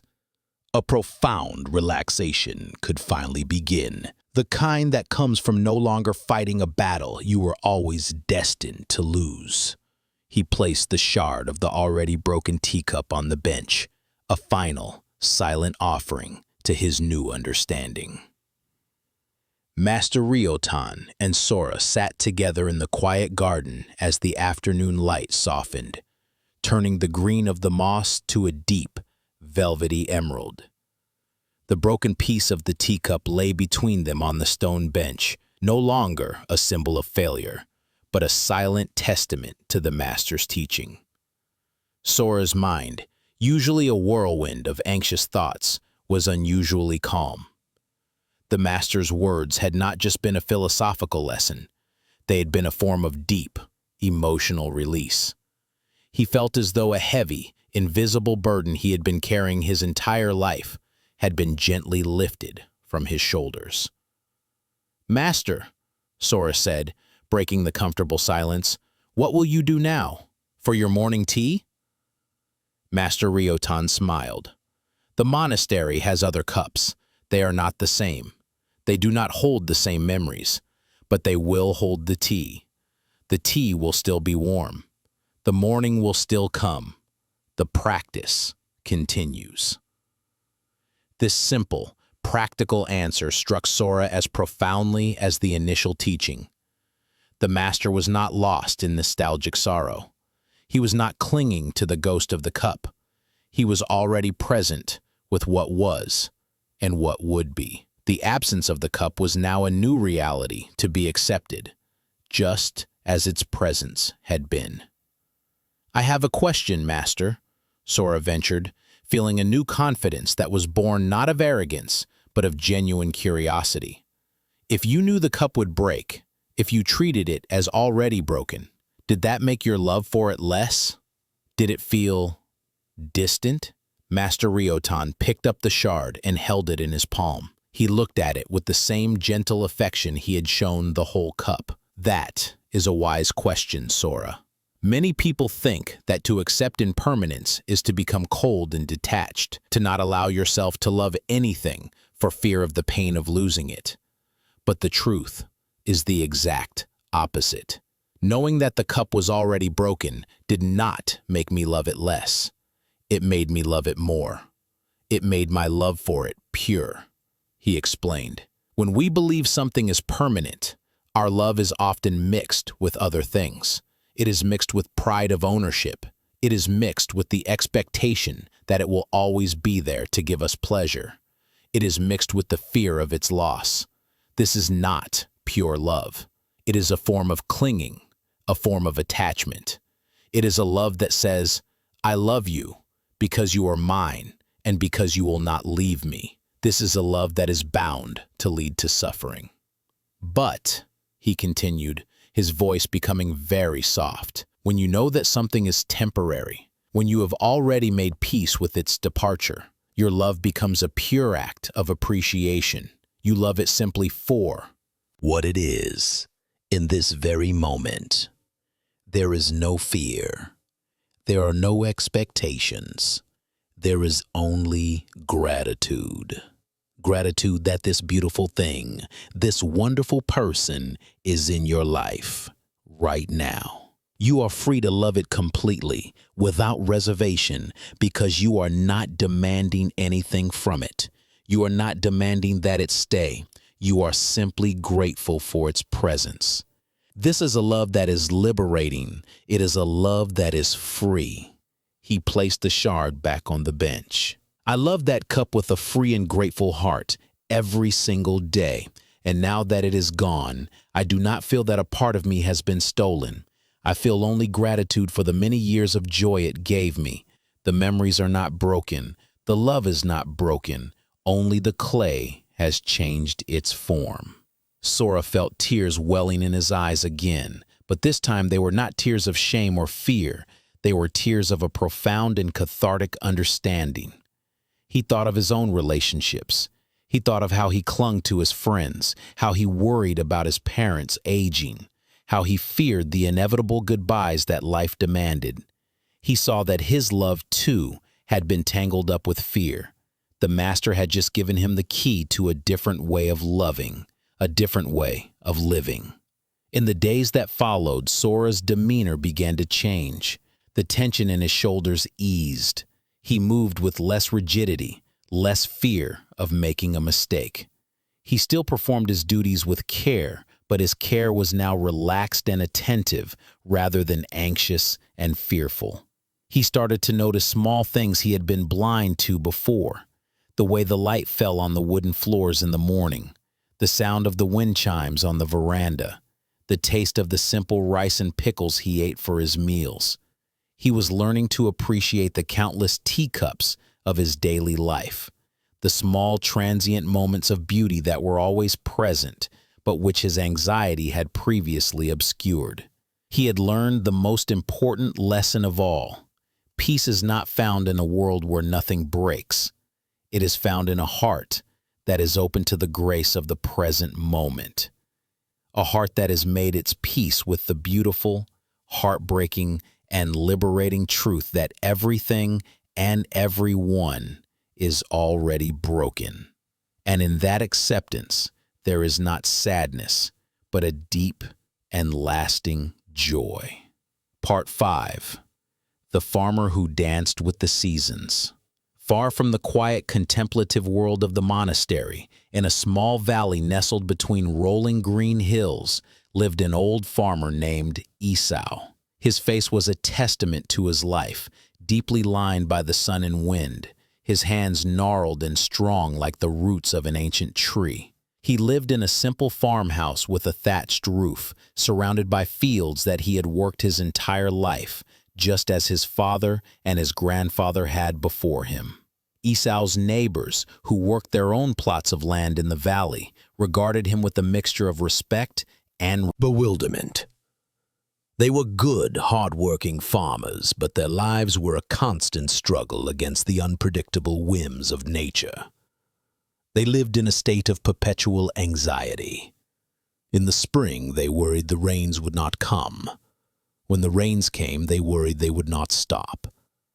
In the summer, they feared a drought that would scorch their crops, or a typhoon that would flatten their fields of rice. In the autumn, they fretted about an early frost that could ruin the harvest. Their conversations were a litany of complaints and worries, their brows permanently furrowed with concern. They were always fighting the seasons, trying to impose their will upon a world that would not be controlled. Esau was different. He seemed to live in a state of quiet harmony with the world, moving through the changing seasons with a grace and ease that baffled his neighbors. He worked just as hard as they did, his days measured by the rising and setting of the sun. But he did not seem to carry their burden of worry. There was a lightness to his step, a calm and knowing look in his eyes, while his neighbors saw the weather as an adversary, a force to be battled and overcome. Esau seemed to see it as a partner in a long, slow dance. One year, the seasons were particularly harsh and unpredictable. The spring began with a long, cruel drought. The earth and the fields grew hard and cracked. The young rice shoots, which should have been a vibrant green, were pale and listless. Esau's neighbors were beside themselves with worry. They gathered at the village well each evening, their faces grim, their voices full of despair. "The heavens have forgotten us," they would say. "The crops will fail. We will all starve." They would spend their days digging futile irrigation ditches from the nearly dry stream, their efforts born of desperation, their movements angry and frantic. Esau, however, did not despair. He saw the thirsty earth and the pale shoots, and he knew he could not force the rain to fall. So instead of wasting his energy fighting the drought, he adapted. He spent his days meticulously weeding his fields, removing every single competing plant so that whatever little moisture remained in the soil would go only to his rice. He also walked the nearby hills, gathering edible wild plants and roots that were more resistant to the dry weather. He was preparing for a smaller harvest, accepting the reality of the situation. When his neighbors saw him, they shook their heads. "Look at old Esau," they muttered. "He has already given up. He is resigning himself to ruin." But Esau was not giving up. He was responding with wisdom to what the world was offering him. He was dancing with the drought. Then, when it seemed the crops would surely fail, the weather turned. The rains came, but they did not come as a gentle, life-giving shower. They came in a furious, relentless downpour that lasted for weeks. The dry, cracked earth could not absorb the sudden deluge. The stream overflowed its banks, and the fields turned into a vast, muddy lake. Now the farmer's worries turned to a new terror: rot. The rice shoots, which had been starved of water, were now drowning in it. "Cursed luck!" the neighbors cried, shaking their fist at the gray, weeping sky. "First a drought, now a flood. We are ruined for certain this time." They spent their days trying to build up the levees around their fields, working in the cold, driving rain, their hearts filled with a bitter resentment. Esau, once again, did not fight. He could not stop the rain. He watched the water rise in his fields, and he knew that many of his rice plants would not survive. He accepted this. But he also noticed something else. The floodwaters were bringing in a rich, dark silt from the hills, a new layer of fertile soil that would nourish the land for years to come. He also saw that the flooded fields were now teeming with small fish and crustaceans that had been washed in from the overflowing stream. So while his neighbors cursed the rain, Esau waded into his submerged fields with a small net. He began to catch the fish. He brought them home, and his wife smoked and preserved them, a store of food for the coming winter. He was harvesting the flood. His neighbors saw him and were mystified. "The man is mad," they said. "His rice is dying and he is fishing." They could not see that Esau was simply taking the gift that the season, in its own harsh way, was offering.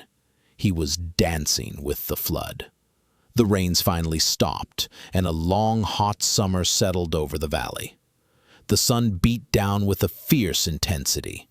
The water receded, leaving behind the new layer of rich silt, but also a field of sadly diminished rice. The surviving plants were strong, but there were far fewer of them than in a normal year. The heat was relentless. The neighbors now worried about pests, about the sun scorching the tender grains of rice. Their anxiety simply shifted its focus. Esau, however, saw the gift of the intense sun. He knew his rice harvest would be small, but he had other crops. He had planted a patch of hardy gourds and pumpkins on a small hill that had not been flooded. In the intense heat, these plants thrived. They grew with an incredible vigor, their vines snaking across the ground, producing large, heavy fruit. Esau tended to them carefully, his heart filled not with anxiety for the rice he had lost, but with gratitude for the gourds he was gaining. He was dancing with the sun. Finally, autumn arrived. The air grew crisp, and the leaves on the trees that fringed the valley turned to brilliant shades of gold and crimson. It was time for the harvest. As predicted, the rice harvest was poor throughout the valley. The neighbors brought in their meager crops, their faces long and sorrowful. They saw the coming winter as a time of hunger and hardship. Their year of struggle had ended in what they saw as failure. Esau's rice harvest was also small, but he did not see it as a failure. He saw it as what the year had given. He and his wife worked together, cutting the stalks, their movements unhurried and peaceful. When the last of the rice was gathered, he then harvested his gourds and pumpkins, a bountiful and unexpected crop. He had his smoked fish from the flood. He had the wild roots he had gathered during the drought. That evening, the village held its traditional harvest festival, but the mood was somber. The farmers sat around a small bonfire, drinking their sake and complaining about the cruel year they had endured. They spoke of their losses, their bad luck, their fears for the future. Then Esau and his wife arrived. They were not carrying long faces and tales of woe. They brought a large pot of savory stew made with smoked fish and winter squash. They brought roasted pumpkin seeds and pickled roots. They brought a sense of peace and quiet abundance that seemed to completely contradict the reality of the poor harvest. One of the younger farmers, bolder than the rest, finally asked the question that was on everyone's mind. "Esau," he said, "how can you be so calm? How can you celebrate? This has been a terrible year. We have all suffered. We have fought the drought and the flood and the sun, and we have lost." Esau looked around at the faces of his neighbors, illuminated by the flickering firelight. He saw their exhaustion, their resentment, their deep unhappiness. He took a slow sip of his sake, and then he spoke, his voice as calm and steady as the earth beneath them. "I did not fight the seasons this year," he said simply. "I listened to them. When the earth was dry, I learned to be patient and to look for what the dry earth could offer. When the waters rose, I learned to be flexible and to accept the gifts of the flood. When the sun was hot, I learned to turn my face toward it and nurture what it loved to grow." He gestured to the fields, dark and resting under the starry sky. "You see the seasons as your enemies. You have a fixed idea in your head of what each year should be. Gentle spring rains, a warm summer, a bountiful autumn. And when the world does not match your idea, you suffer. You spend all your energy in a battle you can never win. You are trying to make the river flow uphill. But the seasons are not our enemies," he continued. "They are our teachers. They are our dance partners. A good dancer does not try to lead all the time. A good dancer listens to the music and moves with his partner. This year, the music was wild and unpredictable, so I learned some new steps. I did not get the dance I expected, but I danced. And here we are, with food in our bellies and a fire to keep us warm. The dance was difficult, but the year has provided. The other farmers were silent. Esau's simple words resonated with a truth they had never considered. They had spent their lives trying to force the world to bend to their will. Esau had spent his life learning to bend with the will of the world. They had lived in a state of constant resistance, while he had lived in a state of graceful acceptance. Their suffering did not come from the drought or the flood. It came from their resistance to them.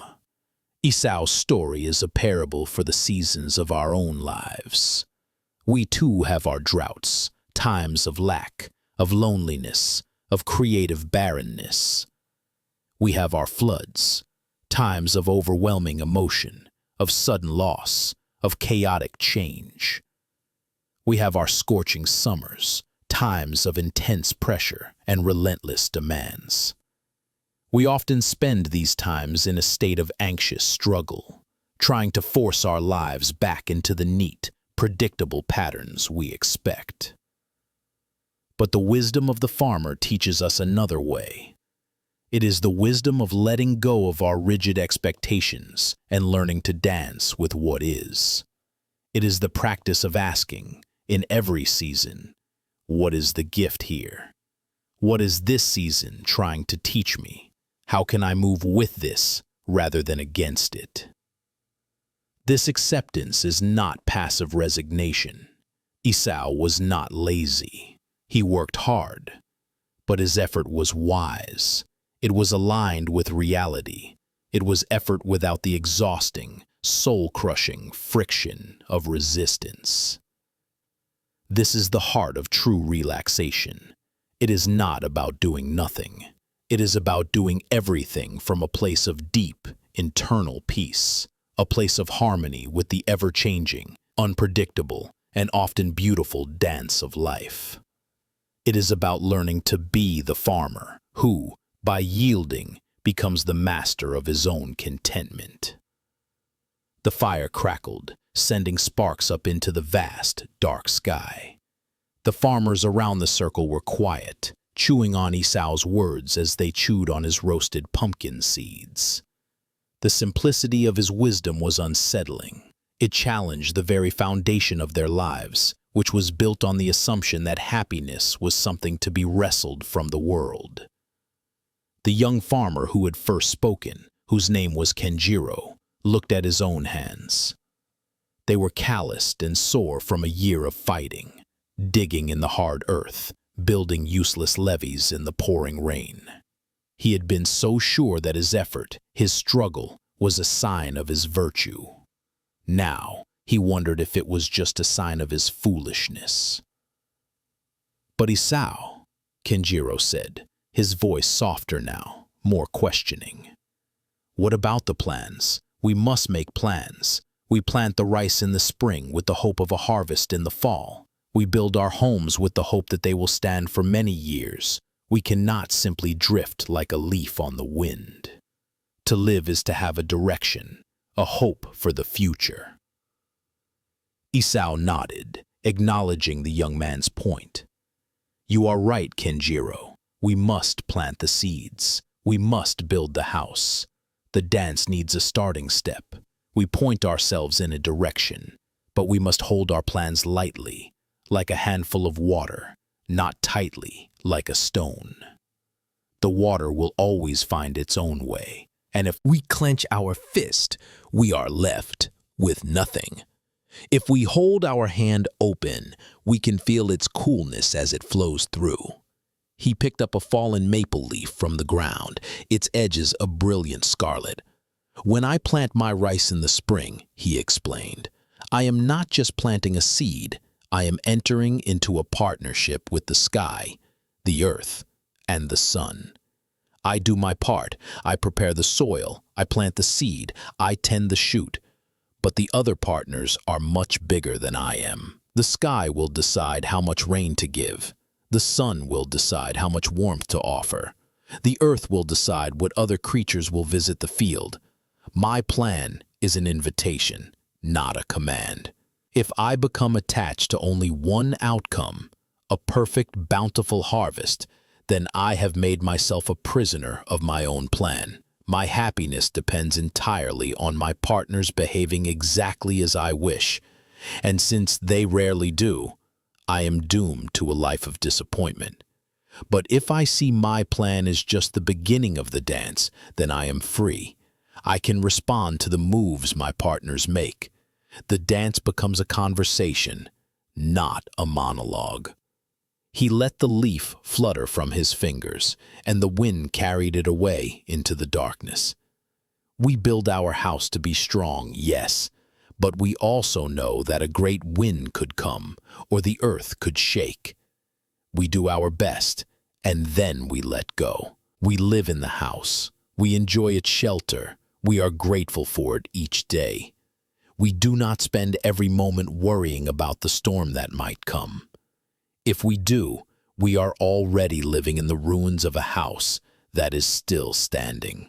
An older farmer, a man named Jiro, who was known for his perpetually sour disposition, grumbled from the shadows. "That is easy for you to say, Isao. Perhaps you are just lucky. This year, you had your gourds. What about next year? What if the blight takes them? What if the insects eat your wild roots?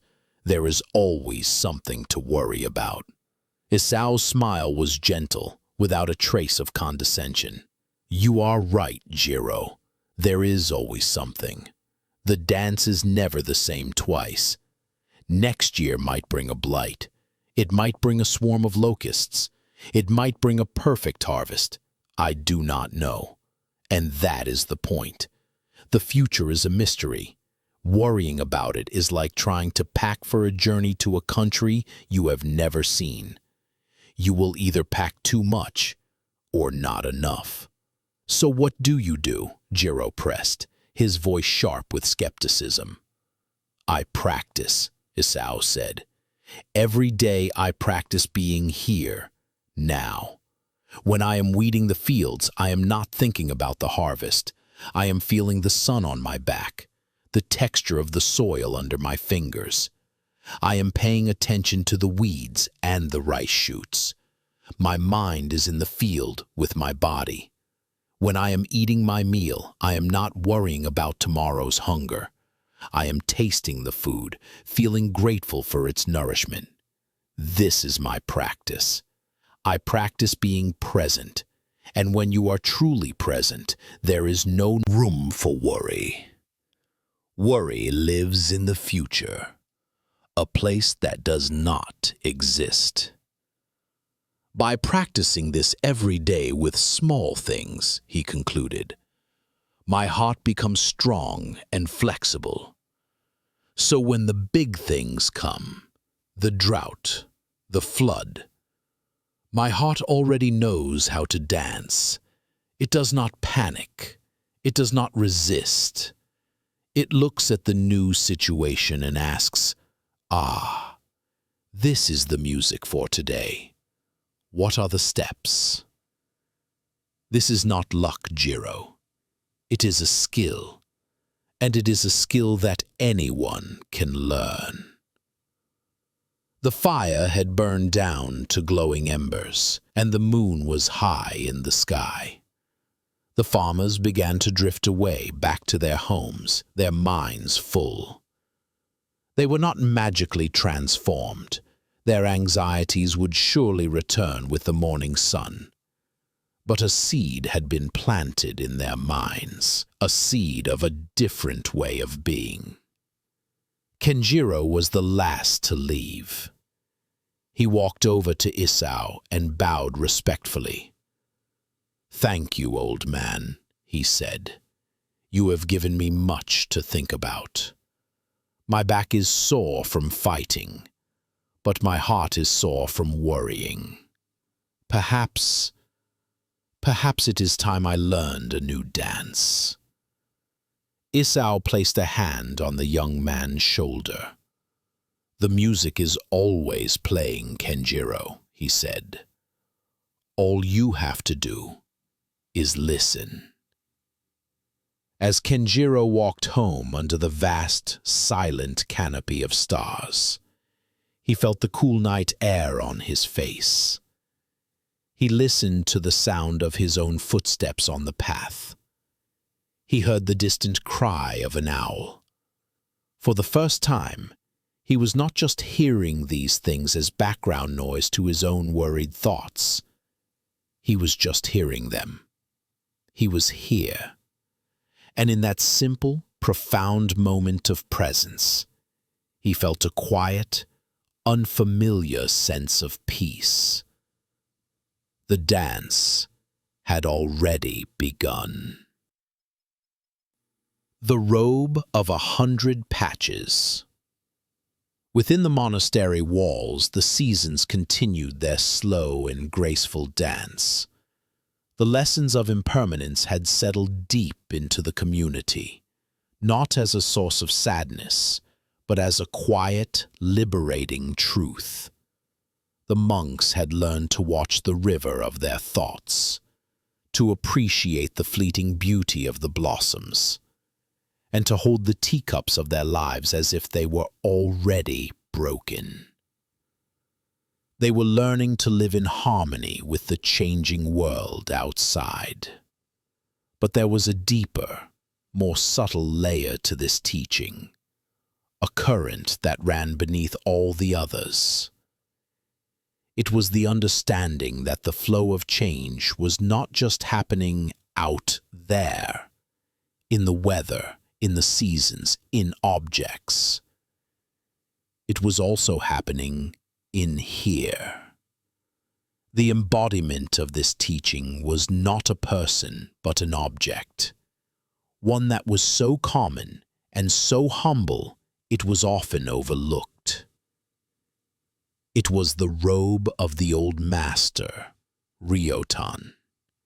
In the Zen tradition, a monk's robe, or kessa, is not just a piece of clothing.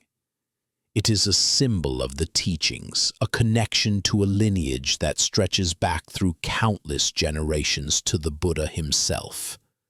It is worn with reverence and cared for with mindful attention.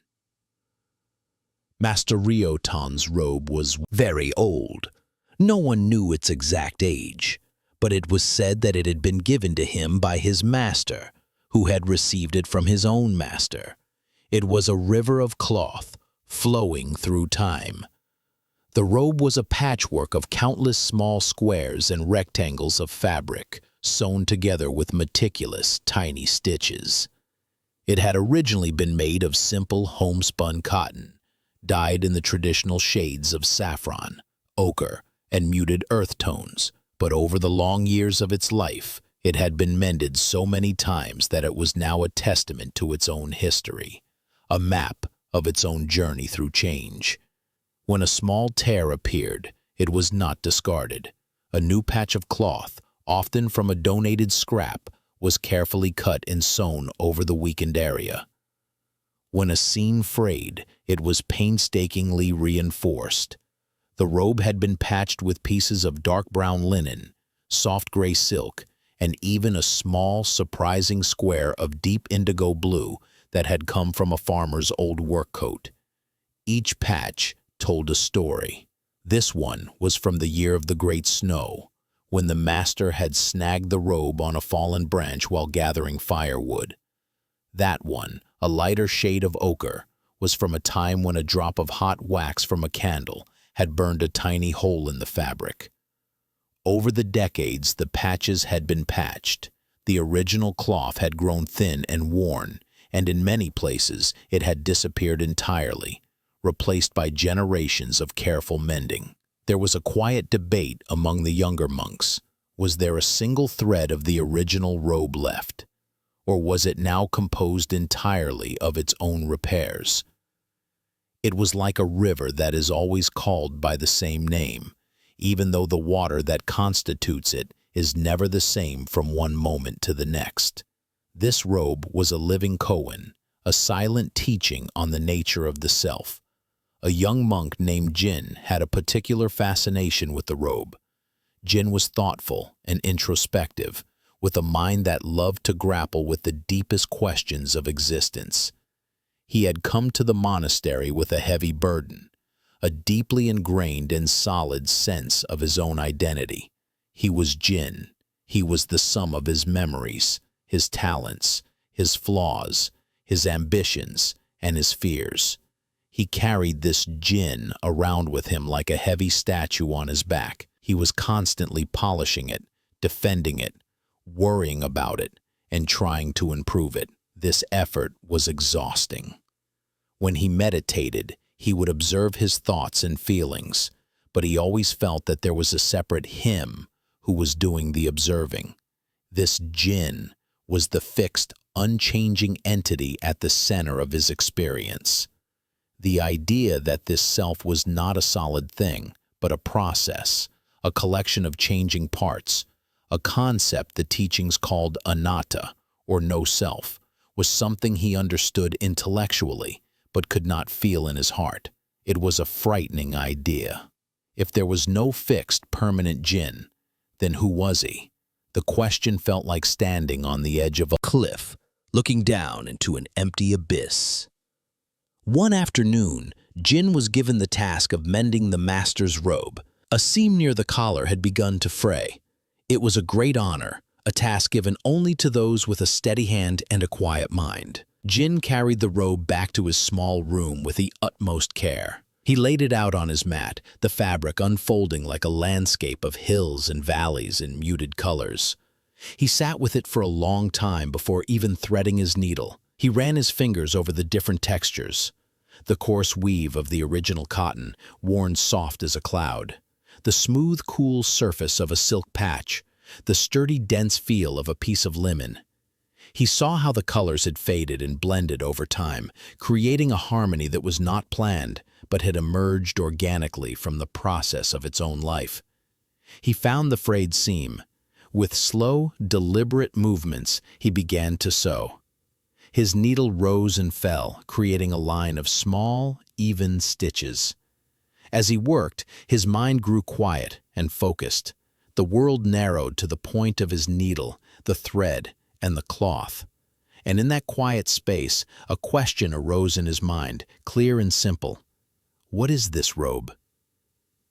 He looked at the patch he was sewing. It was a piece of dark brown cloth. It was not the robe. He looked at the patch next to it, a faded ochre. That was not the robe either. He looked at all the hundreds of pieces, all the thousands of stitches. Which one was the real robe? The question was absurd. The robe was not one single piece. It was the coming together of all these different temporary parts. It was the collection, the assembly. It had no separate independent existence apart from its components. If you took all the patches away, there would be no robe left. His needle paused in midair, his breath caught in his throat. He looked down at his own hand, holding the needle. He saw the skin, the knuckles, the fingernail. What is this hand? He thought. He knew from his studies that it was made of bone, muscle, blood, and skin. These were its parts, but these parts were also constantly changing. The cells were dying and being replaced. The blood was flowing, moving, being refreshed. The very atoms that made up his hand now were not the same atoms that had made it up 7 years ago. So where was the permanent hand? Like the robe, it was a collection of changing parts, a process, a temporary assembly that he gave a single name to for convenience. He extended the inquiry. He thought of his body. It had grown from a baby to a boy to a young man. It was different today than it was yesterday. It was constantly changing, aging, renewing itself. It was a robe of flesh and bone patched with food, water, and air, constantly being mended and remade. What about his mind? He thought of his feelings. Joy arose, stayed for a while, and then faded, replaced by sadness or boredom or peace. They were like clouds passing through the sky. They were not him, he thought. Of his thoughts. They bubbled up from nowhere, lingered for a moment, and then dissolved. One thought followed another in an endless stream. He was not his thoughts. He thought of his memories, which seemed to be the very bedrock of his identity. He remembered being a small boy, crying over a broken toy. He remembered the pride he felt when he first learned to read. He remembered the taste of his mother's soup. But were these memories him? They were just traces, echoes of past experiences, mental formations that arose in the present. And they were not even reliable. They changed over time, colored by later experiences, fading and shifting like the patches on the robe. He was sewing a patch on the robe, and in doing so he was changing it. The robe that would exist when he was finished would be different from the robe that existed when he started. He, Jin, was part of the robe's process of becoming. And then the great, terrifying, liberating thought struck him, a flash of insight that was so profound it felt like a physical shock. He was the robe. His own sense of self, the solid, unchanging Jin he had carried for so long, was a complete illusion. It was a patchwork. It was a collection of changing physical sensations, fleeting emotions, random thoughts, and shifting memories, all held together by the thin thread of consciousness. And he was constantly adding new patches, every new experience, every new thought. Every new interaction was another piece of cloth sewn into the garment of his identity. There was no statue. There was only a robe. There was no fixed permanent self at the center of it all. There was only the process, the flow, the constant mending and remaking. The fear he had always associated with this idea, the fear of the abyss, did not come. In its place came an incredible sense of release. The heavy statue he had been carrying on his back simply dissolved. It crumbled into dust and blew away on the wind. He felt a lightness, a freedom that he had never known was possible. If there was no fixed self to defend, there was nothing to be anxious about. If there was no permanent identity to polish and perfect, there was no need to strive and worry. If he was just a process, a flowing river of experiences, then he could finally relax. He could let go of the exhausting project of being Jin and simply be. He looked at the master's robe again, but now he saw it with new eyes. He saw it not as an object, but as a teacher of the highest order. Its beauty was not in its original perfection, but in its history of change, its embrace of imperfection, its honest expression of its own transient nature. It was a perfect symbol of what it meant to be alive. We are all robes of 100 patches. We are all patched together from the scraps of our experiences, mended with love and loss, colored by joy and sorrow. And this is not a flaw. It is our glory. It is what makes each of us a unique and unrepeatable work of art. Jin finished his mending. His stitches were no longer just neat and precise. They were alive. Each stitch felt like an affirmation of this new understanding, a celebration of the beauty of the patchwork. He folded the robe with a new kind of reverence, a reverence born not of fear, but of deep, resonant kinship. He carried the robe back to Master Ryotan's room. The master was sitting, looking out at the moss garden. Jin placed the robe on the mat before him and bowed. Master Ryotan picked up the robe and examined Jin's work. He ran his finger over the new line of stitches, a dark thread against the faded brown cloth. He looked up at Jin, and his eyes held a deep, knowing twinkle. He did not ask if Jin had learned anything. He did not need to. He could see the change in the young monk's face. The tight, anxious lines around his eyes had softened. The heavy weight of his self was gone. "A good stitch holds things together," the master said softly. "But it also allows for movement. It is strong, but flexible. You have sewn well, Jin."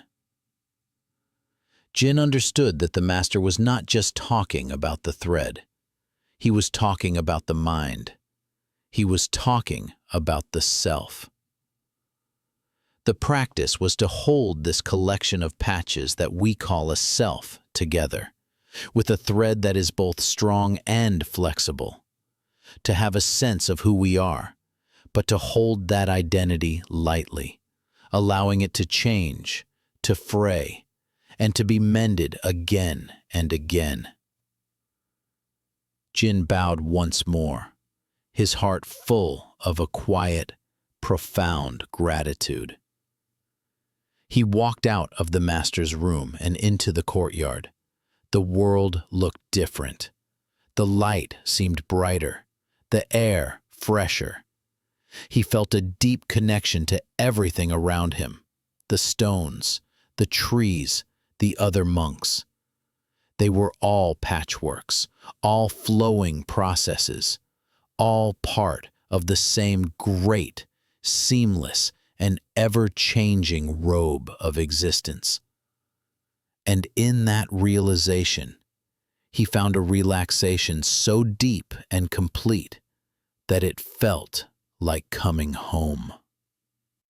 That evening, during the period of silent meditation, Jin took his place on his cushion in the dimly lit hall. In the past, these sessions had been a subtle form of struggle for him. He would sit, trying to quiet the restless entity he called Jin, attempting to force this solid self into a state of stillness. It was like trying to command a stone to become water. The effort itself created tension, a quiet, internal bracing against the natural flow of his own experience. But tonight was different. As he settled into his posture and closed his eyes, he did not try to do anything. He simply sat.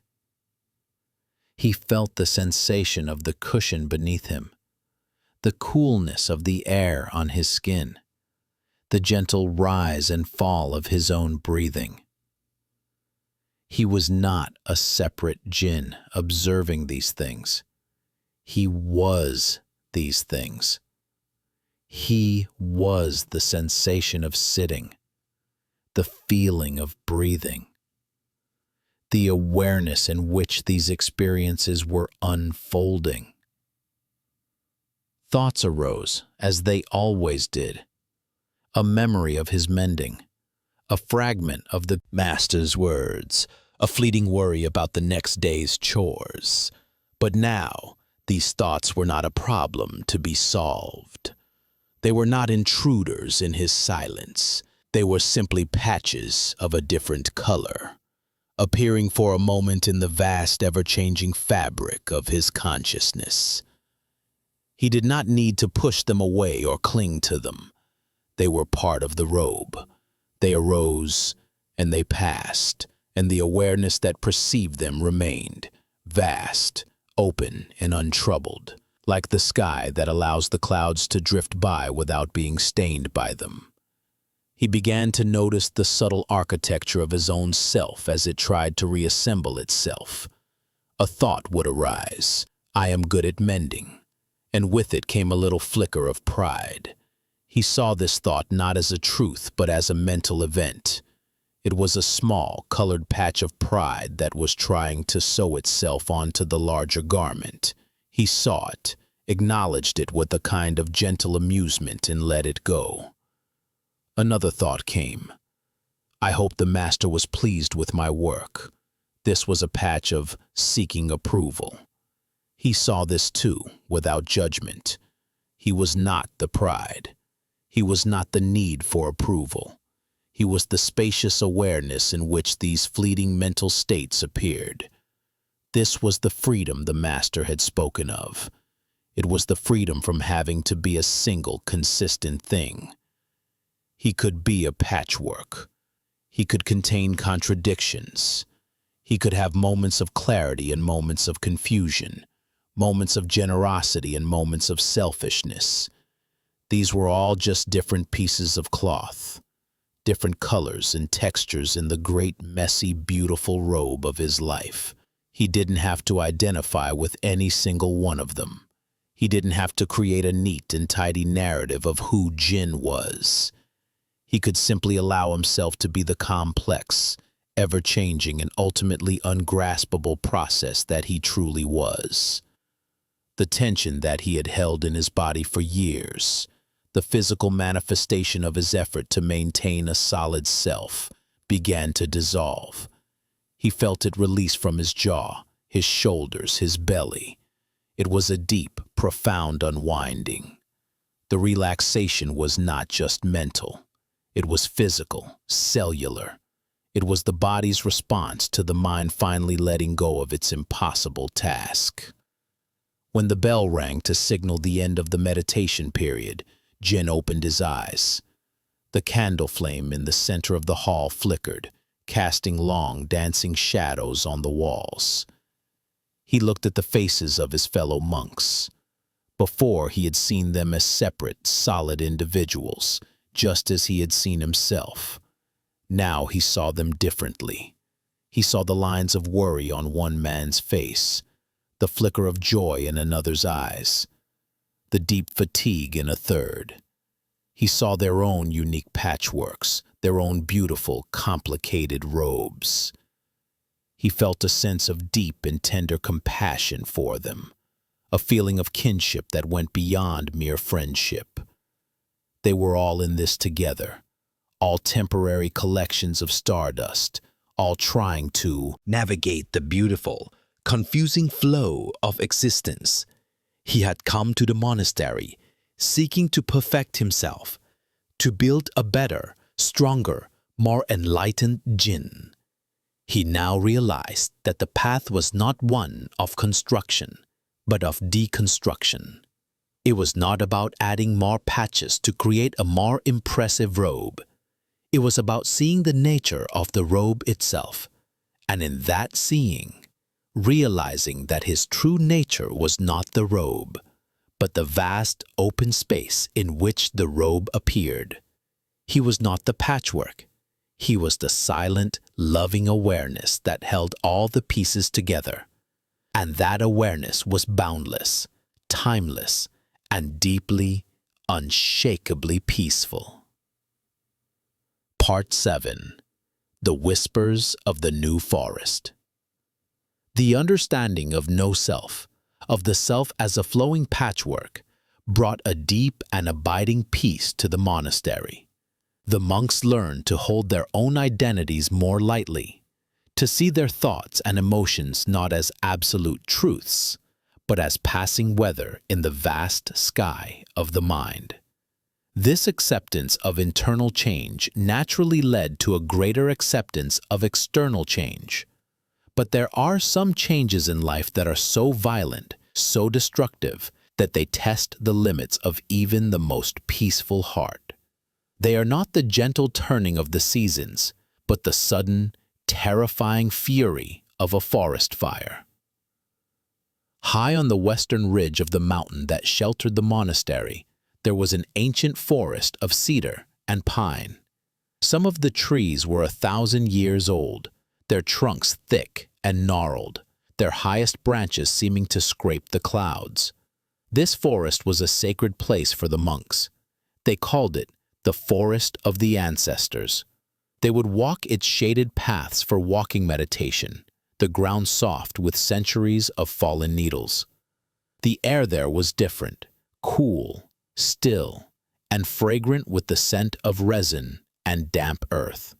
To enter the forest was to step into a living cathedral of stillness, to feel the slow, deep time of the trees. One summer, the drought that had troubled the farmer Esau's valley was even more severe in the high mountains. The streams dwindled to a trickle, and the forest floor grew dangerously dry. One afternoon, a storm gathered over the peak, but it was a dry storm, full of wind and lightning, but no rain.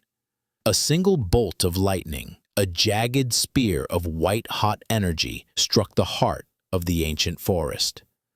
At first, there was only a wisp of smoke, a pale ghost rising against the blue sky. But fanned by the hot, dry wind, the smoke quickly thickened, and a faint, ominous glow appeared at its base. By nightfall, the entire western ridge was ablaze. The monks stood on the monastery veranda, watching in horrified silence. The fire was a terrible and beautiful sight. It was a roaring, hungry beast, consuming the ancient trees with a sound like a continuous thunder. Flames, hundreds of feet high, leaped from treetop to treetop, painting the night sky in terrifying shades of orange, red, and yellow. The forest of the ancestors was being devoured. For many of the monks, especially the younger ones, the sight was heartbreaking. It felt like a death. The forest had been a symbol of permanence, of ancient, unchanging strength. To see it destroyed so quickly, so violently, felt like a personal loss, a deep wound. Their teachings on impermanence felt thin and inadequate in the face of such utter devastation. This was not a teacup breaking or a petal falling. This was an annihilation. The fire raged for 3 days and 3 nights. The smoke filled the valley, making the sun a dim, red ball in a hazy sky. Ash fell like a soft, gray snow, covering the monastery's pristine gardens and rooftops. The monks went about their duties with heavy hearts, the sound of the distant, roaring fire, a constant, grim companion. Master Ryotan remained calm, but his face was etched with a deep, compassionate sorrow. He did not offer easy words of comfort. He simply sat with his monks, sharing in their grief. His steady presence a silent anchor in their sea of distress. He knew that this was a powerful, painful, and necessary teaching. When the fire finally burned itself out, leaving the mountain ridge a blackened, smoking scar, a profound and mournful silence fell over the monastery. The western ridge, which had been a vibrant tapestry of deep greens, was now a uniform and desolate black. The forest of the ancestors was gone. For weeks, no one went near the burned area. It was treated like a graveyard, a place of sorrow to be avoided. The monks' meditation was filled with images of the fire, their hearts heavy with what had been lost. One morning, after the first autumn rains had come and washed the last of the ash from the air, Master Ryotan gathered the monks after their morning meal. "Today," he announced, his voice quiet but firm, "we will not be working in the gardens or cleaning the halls. Our practice today will be to walk in the new forest." A murmur of unease went through the assembly. The new forest. He meant the burned-out wasteland, the graveyard of the ancestors. Why would he make them walk in a place of such sadness and desolation? It felt cruel. But no one questioned the master. They put on their sandals, took their walking staffs, and followed him in a silent, reluctant procession up the mountain path. As they climbed, the familiar, life-affirming scents of the lower forest, damp earth, green leaves, gradually gave way to the sharp, acrid smell of charcoal and burned wood. When they reached the edge of the burn, they stopped. The scene before them was even more devastating up close. It was a landscape from a nightmare. The ground was a uniform black, studded with the charred skeletal remains of the great trees. They stood like blackened bones, their branches twisted into agonized shapes, reaching for a sky they could no longer touch. The silence was absolute. There were no birds, no insects, no rustle of leaves in the wind. It was the silence of a dead world. Sorrow, thick and heavy, descended upon the monks. This was it, the end, the final, undeniable proof of the destructive power of change. Master Ryotan did not speak. He simply began to walk, stepping carefully over the blackened ground. The monks followed, their heads bowed, their eyes fixed on the desolate earth. They walked for what seemed like a long time, deeper and deeper into the heart of the devastation. Then, the master stopped. He stood beside the enormous, charred stump of what must have been one of the oldest cedar trees. He knelt down, his old knees bending with a soft crackle on the charcoal-covered ground. He beckoned for the others to gather around him. "Look closer," he said, his voice a soft whisper. The monks knelt, their eyes following his gaze. At first, they saw nothing but blackness. The ground was a uniform carpet of ash and charcoal. But then, as their eyes adjusted, they saw it. Pushing its way up through the blackened crust, right at the base of the giant, dead tree, was a tiny speck of impossible green. It was a fern frond, no bigger than a monk's thumbnail, tightly curled into a spiral, a perfect, vibrant emerald against the universal black. It was a tiny, fierce, and defiant statement of life in the midst of death. A collective, quiet gasp went through the group. They began to look around more carefully, their focus shifting from the grand scale of the destruction to the minute particulars of the forest floor. And now they began to see more. Here and there, pushing up through the ash, were other signs of life. Tiny, two-leafed seedlings of fireweed, their leaves a pale, tender green. A small, bright red mushroom that had pushed its way through the charcoal. The earth, which had seemed so utterly dead, was stirring. It was breathing again. The fire was terrible, Master Ryotan said, his voice still a whisper, as if not to disturb the sacred quiet of this new beginning. It took the old forest from us. It brought a great and painful ending. We are right to grieve for what we have lost. But an ending is never just an ending. It is always, also, a beginning. He gently touched the soil next to the tiny fern. This forest floor was shaded for 1,000 years by the great trees. It was a place of deep stillness and shadow. Many seeds lay dormant in the earth here, waiting. They could not grow because the canopy was too thick. The light could not reach them. They were waiting for their chance. The fire, in its terrible power, did something that nothing else could, he continued. It cleared the way. It returned the ancient trees to the soil, creating a rich bed of ash and nutrients. And it opened the forest floor to the sky. It brought the sunlight back to the earth. The fire was a destructive force, but it was also a creative one. It was a great and powerful act of renewal. The monks looked at the forest in a new world way. They were no longer seeing only what was lost. They were beginning to see what was being born.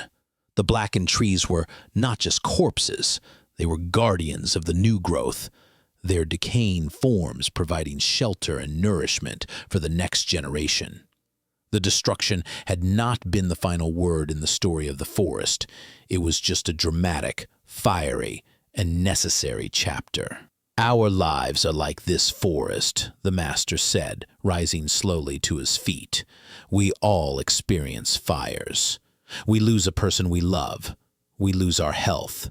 We lose a dream we have held for a long time. These fires are painful. They leave us feeling barren and desolate, as if nothing will ever grow again. We stand in the wreckage of our lives and see only the blackness, only the loss. But if we have the courage to walk back into the burned places of our hearts, if we are willing to look closely, we will always find the green shoots of new life. The loss of a job can open the way for a new passion to emerge. The end of a relationship can create the space for a deeper understanding of ourselves. A great illness can teach us a profound appreciation for the simple gift of a single, healthy breath. Destruction clears the ground for new creation. The end of one story is always the beginning of another." They spent the rest of the day walking through the burned forest, but their walk was no longer a funeral march. It was a treasure hunt. They began to actively look for the signs of renewal. A monk would call out softly, pointing to a patch of bright green moss beginning to colonize a charred log. Another would spot a beetle, its iridescent shell a jewel against the black earth, a sign that the insect world was returning. They saw that life was not fragile. It was resilient, tenacious, and endlessly creative. It would not be defeated by destruction. It would use the destruction as fuel for its own rebirth. As they walked back down the mountain in the late afternoon, the mood was transformed. The heavy grief had lifted, replaced by a sense of quiet awe and a deep, sober hope. They had not forgotten the old forest. They would always hold its memory in their hearts. But they were no longer trapped in mourning its loss. They were now participants in the birth of the new forest. They had witnessed the great, mysterious, and ultimately compassionate cycle of death and rebirth. The experience changed their practice. Their understanding of impermanence deepened. It was no longer just about accepting that things end. It was about trusting the process of renewal that is inherent in every ending. It was about understanding that even the most painful changes in our lives can be opportunities for growth, a clearing of the ground so that something new and unexpected can push its way toward the sun. The deep relaxation that comes from this trust is profound. It is the peace of knowing that even when our world is burning, the seeds of the new forest are already there, sleeping in the soil, waiting for the light. It is the quiet confidence that life is not a struggle against endings, but a graceful dance with a process of endless and often beautiful renewal. The whispers of the new forest had taught them that even in the ash, there is a promise. In the months and years that followed, the burned ridge became a central part of the monastery's life and practice. What had once been a place of dread became a place of pilgrimage. Master Ryotan encouraged the monks to return, to continue their walking meditation on the blackened paths. He called it the practice of witnessing. At first, the changes were slow, almost imperceptible. A monk might return after a week and see no difference. But over a season, the transformation was undeniable. The first spring after the fire, the entire mountainside erupted in a riot of color. The fireweed, whose seeds had been awakened by the heat, bloomed in a spectacular wave of vibrant magenta. It was a breathtaking sight, a great, joyful shout of life against the dark, charred backdrop of the dead trees. The valley people, seeing the mountain ablaze with color, called it the fire blossom. The monks learned to see time in a new way. They were used to the slow, almost static time of the old forest, where a century was like a single breath. Now, they were witnessing a new kind of time, a rapid, dynamic unfolding of life. They saw the principles of their practice playing out on a grand scale. They saw cause and effect in the way the ash nourished the new plants. They saw interdependence in the way the returning insects pollinated the new flowers. And they saw, with their own eyes, the profound truth of impermanence and renewal. A young monk named Kaito, who had been particularly devastated by the fire, found a special solace on the ridge. He had loved the old forest more than anyone. He had known the names of the trees, the places where the rarest orchids grew, the hollow log where a family of foxes lived. The fire had felt like a personal assault, erasing a world that was deeply intertwined with his own heart. After the master's first guided walk, Kaito began to go to the ridge alone. He would sit for hours on a charred log, not trying to meditate, not trying to feel anything in particular, just being present with the landscape as it was. He was practicing the art of being with what is, even when it is painful. Slowly, his relationship with the mountain began to change. He stopped comparing the new forest to the old one. He stopped measuring it by the yardstick of his memory. He began to see it for what it was, in and of itself. He started a journal, not of his feelings, but of his observations. He would sketch the new plants he didn't recognize. He noted the day he saw the first deer return, its tracks a delicate print in the soft, ashen soil. He recorded the sound of the first frog croaking from a newly formed pool of rainwater. His journal became a chronicle of rebirth. He was no longer just a mourner of the old forest. He had become the historian of the new one. This shift in perspective was profoundly healing. He realized that his deep grief had come from his attachment to a single, static form, the forest as he had known it. By opening his awareness to the process of change, he found a new way to love the mountain. His love was no longer possessive, clinging to the past. It became a dynamic, participatory love, a love that embraced the entire, unfolding story of the forest. One day, Master Ryotan came and sat with him on his log. Kaito showed the master his journal, his pages filled with drawings and notes. The master looked through it carefully, a gentle smile on his face. "You have learned the forest's deepest secret," Ryotan said. "What is that, master?" Kaito asked. "That its life is not in its trees," the master replied. "Its life is in its power to regenerate. The trees are just a temporary expression of that life. The real forest is the unseen force that pushes the fern through the ash, the force that calls the magenta to the fireweed. That life force cannot be destroyed by fire. In fact, the fire is one of its tools. You were grieving for the form, Kaito, but now you have connected with the essence, and the essence is eternal." Kaito looked out over the ridge. He saw the skeletal remains of the ancient cedars, stark against the sky. But he no longer saw them as symbols of death. He saw them as ancestors, their bodies now feeding their descendants. He saw the continuity, the unbroken thread of life that ran through the destruction, weaving a new pattern. He understood that his own heart was a forest. It had its old growth places, its cherished memories, its established patterns of being. And it had its fires. It had known loss, grief, and despair that had left parts of him feeling charred and barren. He had always been afraid of these burned places within himself. He had avoided them, tried to cover them up, pretending they weren't there. Now he knew he had to do for himself what he had done for the mountain. He had to have the courage to walk back into his own desolate places, to sit with them, to witness them without judgment. He had to trust that even in the most painful parts of his own history, there were seeds of renewal waiting for the light. His own healing was not about trying to regrow the old forest of his past. It was about discovering what new life wanted to grow in the space that had been cleared by the fire. This understanding brought a profound sense of peace. It was the peace that comes from no longer being afraid of your own story.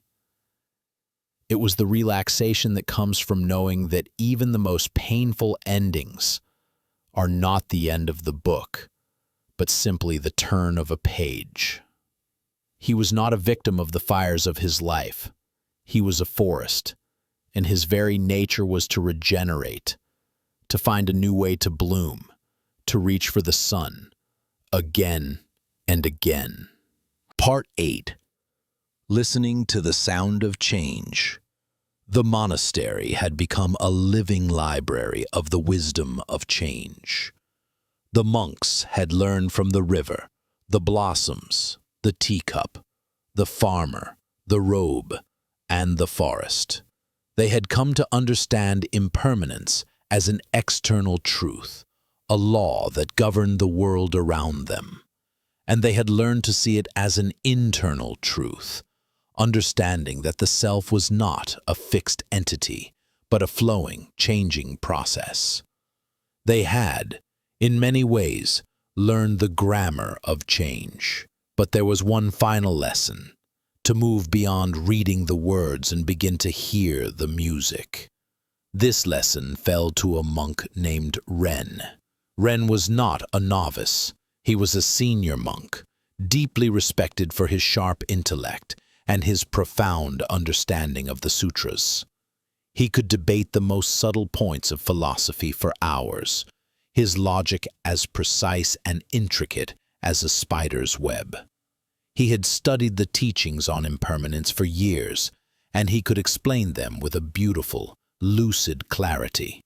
He understood the concept perfectly, but he did not feel it in his bones. For Ren, the truth was still an idea, a brilliant and compelling concept that he held in his mind, but not a living, breathing reality that he experienced with his whole being. His meditation was calm and focused, but it was the stillness of a perfectly balanced scale, not the dynamic stillness of a flowing river. There was always a subtle separation. There was Ren, the observer, and there was the world of changing phenomena that he was observing. He was watching the dance, but he was not yet a part of it.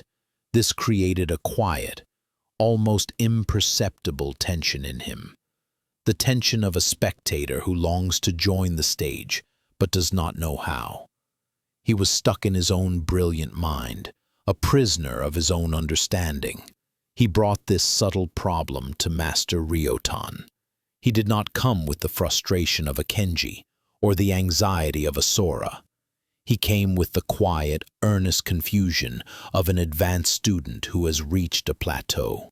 "Master," he said, after they had shared a bowl of tea in silence, "I have studied the teachings on change for 20 years. I understand that all things are in flux. I see it in the world. I see it in myself. I can explain it. I can teach it. And yet, I feel that I am standing on the riverbank, describing the water with perfect accuracy, but I have not yet felt its coolness on my own skin.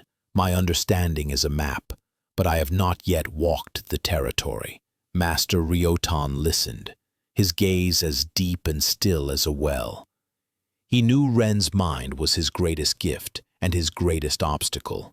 An intellectual answer would only give him more material for his thoughts, another layer of complexity for his map.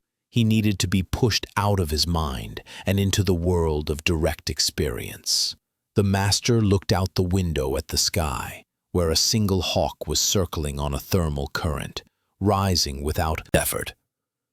"Ren," he said, turning back to the monk, "your practice from now on is a simple one. I will give you a koan, a question to live with.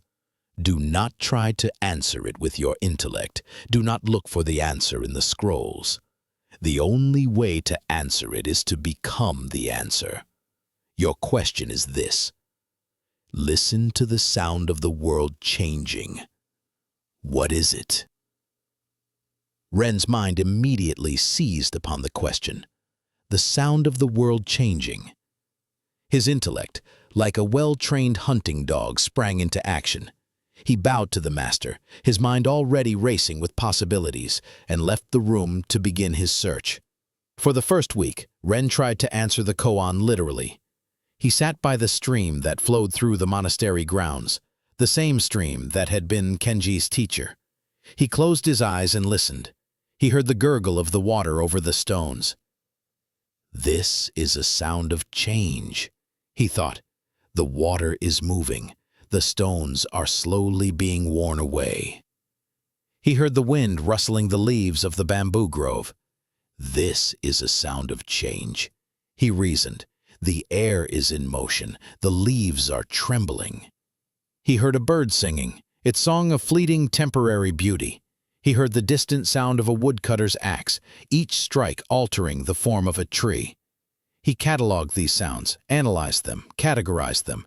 He composed a brilliant philosophical treatise in his mind about how every sound was, by its very nature, a manifestation of impermanence, as it required vibration and the passage of time.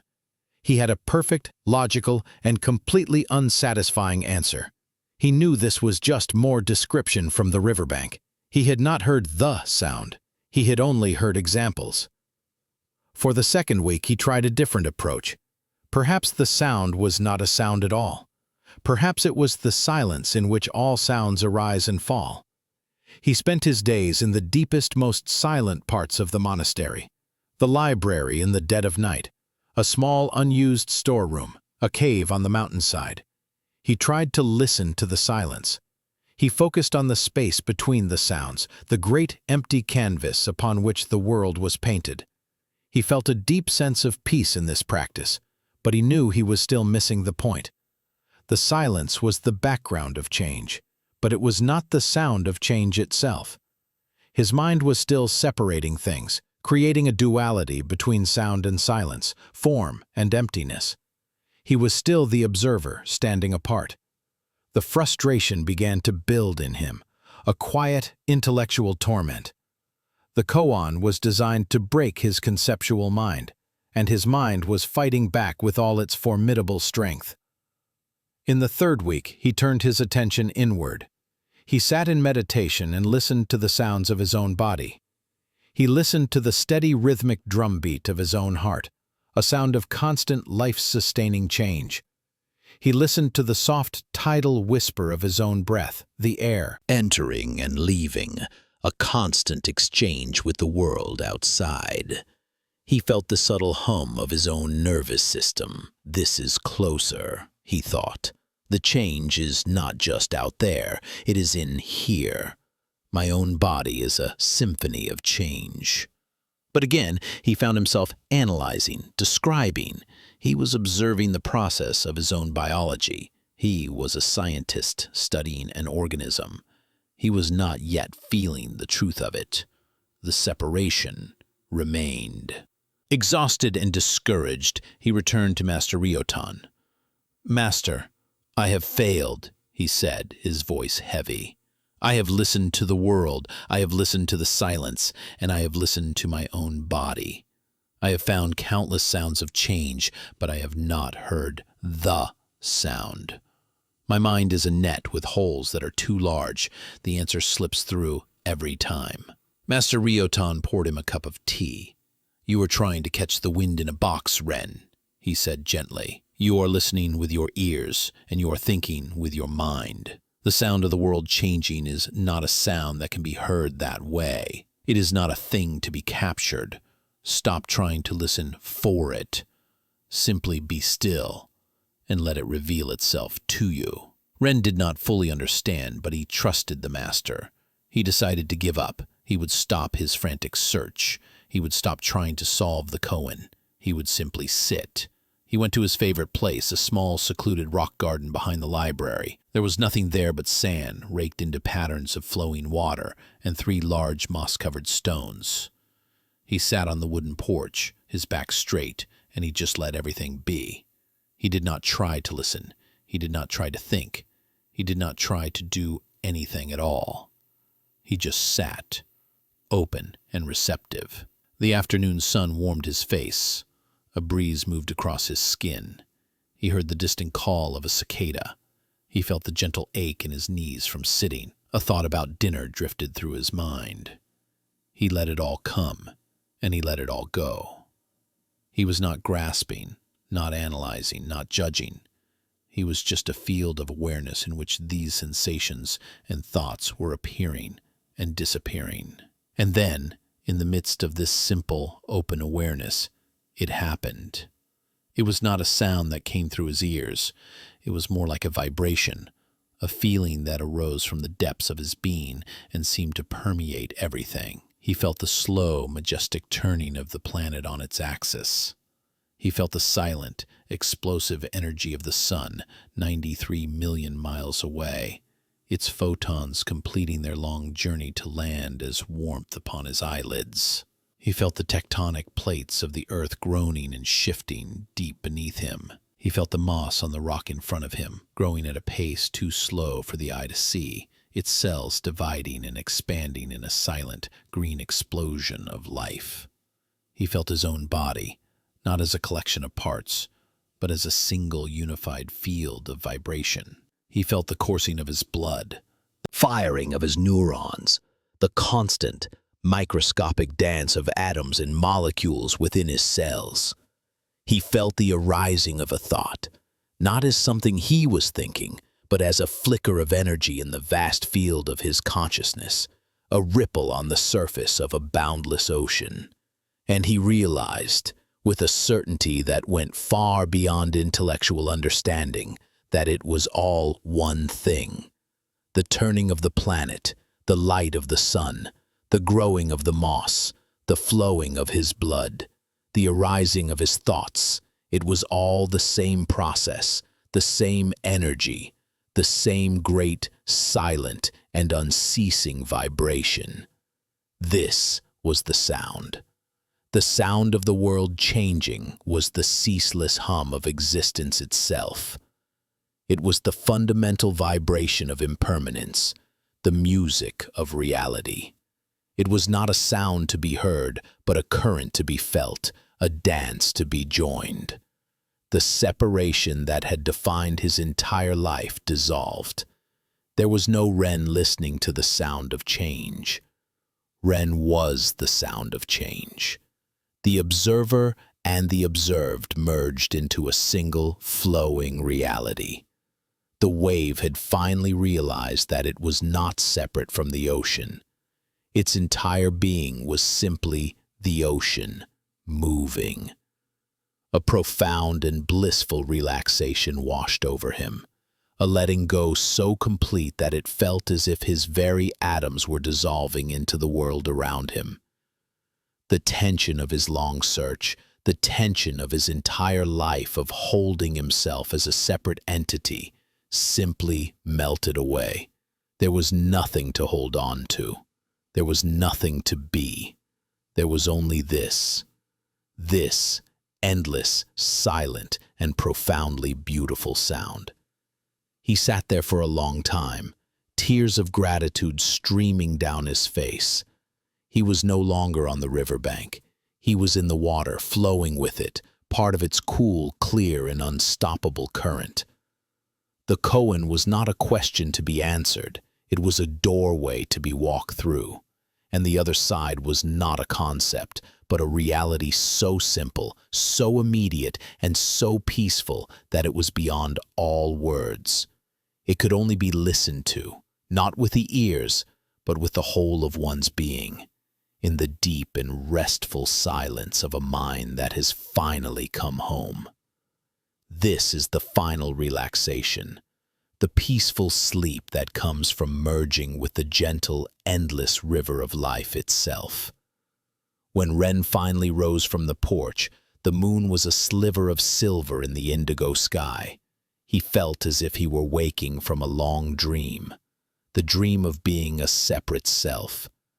His body felt light, almost transparent. The world around him seemed to shimmer with a new and vibrant alacrity. The 3 stones in the garden were no longer inert objects. They were pulsing with a slow, ancient energy. The raked sand was not just a pattern. It was a frozen moment in the endless flow of the universe. He walked back through the monastery grounds, his feet barely seeming to touch the earth. Every sensation was immediate and profound. The feeling of the cool night air on his cheeks, the scent of the night-blooming jasmine near the kitchen, the sound of the crickets, a chorus of tiny vibrations that was part of the one great vibration. He was not Ren walking through the monastery.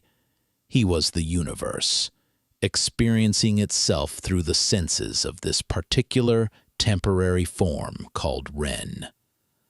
He did not go to see Master Ryotan. There was no need. There was nothing to report, nothing to explain. The answer to the koan was not a sentence he could speak. It was a state of being that he now inhabited. To try and describe it would be like trying to describe the taste of water to someone who had never drunk. The next day, the other monks noticed a change in him. It was subtle, but undeniable. The sharp, analytical intensity in his eyes had been replaced by a soft, luminous calm. His movements, which had always been precise and controlled, now had a fluid, effortless quality.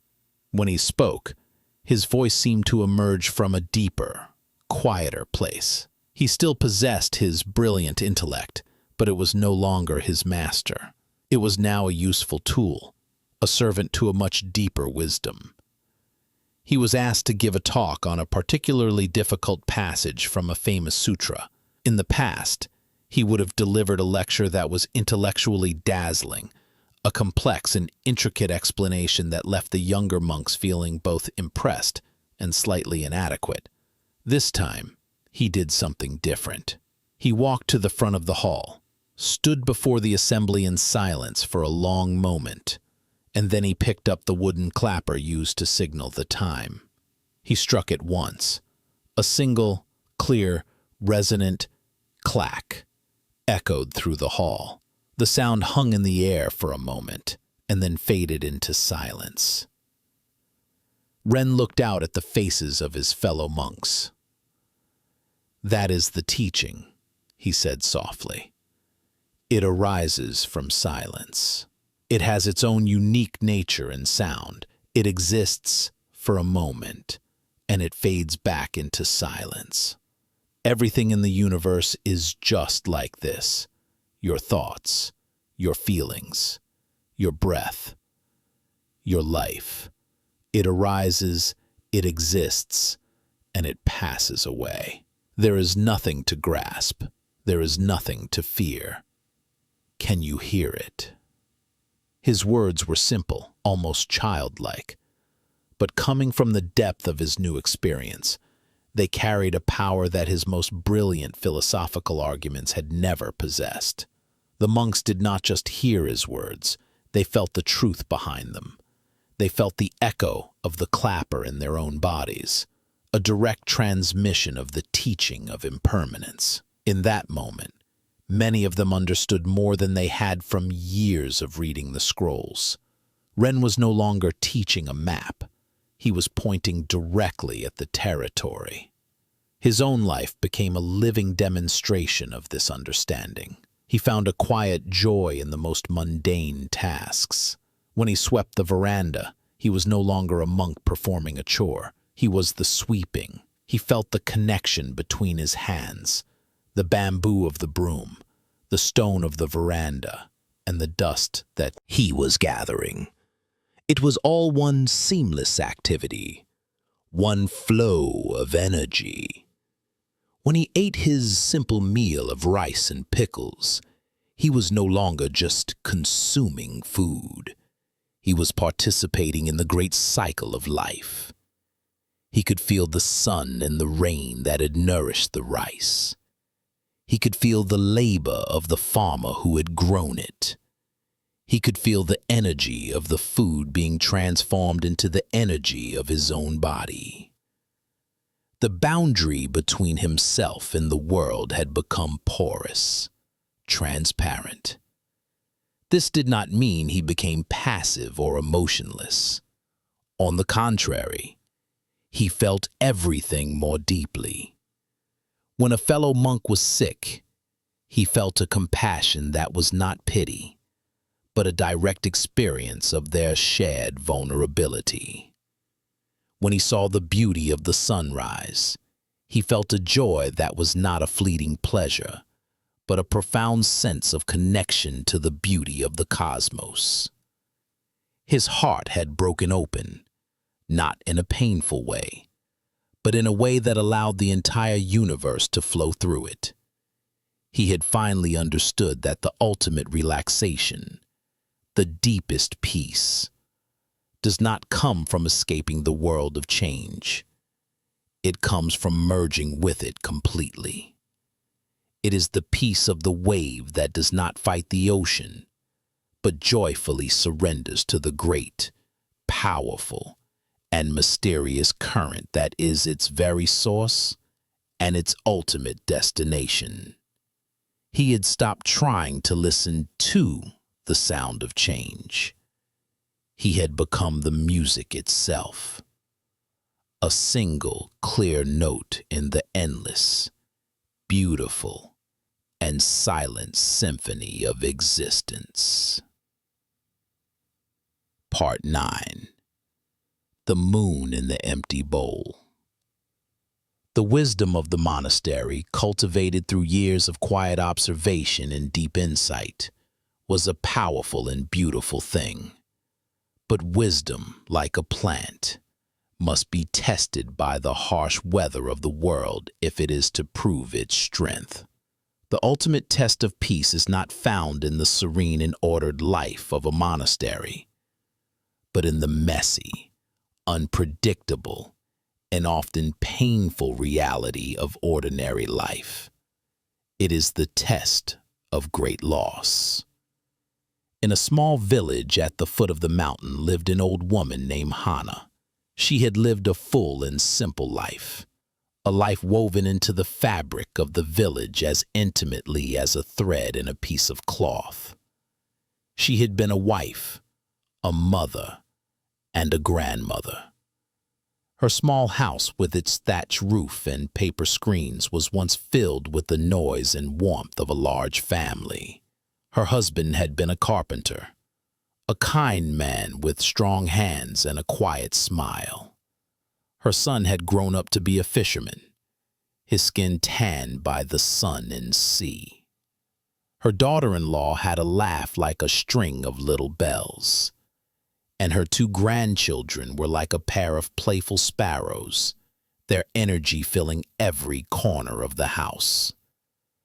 Hannah's life was her family.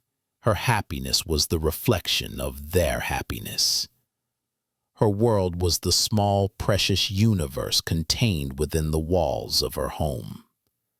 But the river of time, which flows for everyone, can sometimes become a merciless flood. One by one, the pillars of her world were washed away. First, her husband passed away in his sleep, his hand still in hers, his quiet smile peaceful, even in death. Hannah grieved, but she still had her son and his family. The house was still full. Then, a few years later, a great storm rose from the sea, a storm of legendary fury. Her son, along with several other fishermen from the village, was caught in its grip. They never returned. The sea that had provided their livelihood had also claimed its price. The loss was a gaping wound in the heart of the village, and in Hannah's heart, it was a chasm. Her daughter-in-law, heartbroken and unable to support her children in the small fishing village, made the difficult decision to move back to the city where her own family lived. The goodbyes were a blur of tears and promises to visit that Hannah knew would be hard to keep. She watched her grandchildren, her two little sparrows, disappear down the road, and the silence they left behind was a physical presence, a heavy blanket that smothered the air in her small house. Now, Hannah was truly alone. The house that had once echoed with laughter and life was silent.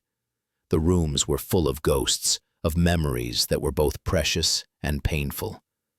She had lost everything that she had identified as her life. Her role as wife was gone. Her role as mother was gone. Her role as grandmother was a distant echo. The Hana that she had known, the self that was defined by her relationships, had been completely dismantled. The villagers, who loved her, tried to help. They brought her food. They invited her to their homes. They offered her words of comfort. Hana was grateful for their kindness, but she could not be reached. She was adrift on a vast gray ocean of grief. She was not bitter or angry. She was simply empty. The fire of her life had burned down to cold gray ash. She spent her days in a kind of waking dream, moving through the motions of her life without any real connection to them. She would eat without tasting, sweep the floors without seeing the dust, and sit on her porch for hours, staring at a world that now seemed to be made of shadows. Her loss was so complete that it had hollowed her out. One evening, as she was sitting on her porch watching the last light fade from the sky, a traveling monk happened to be passing through the village.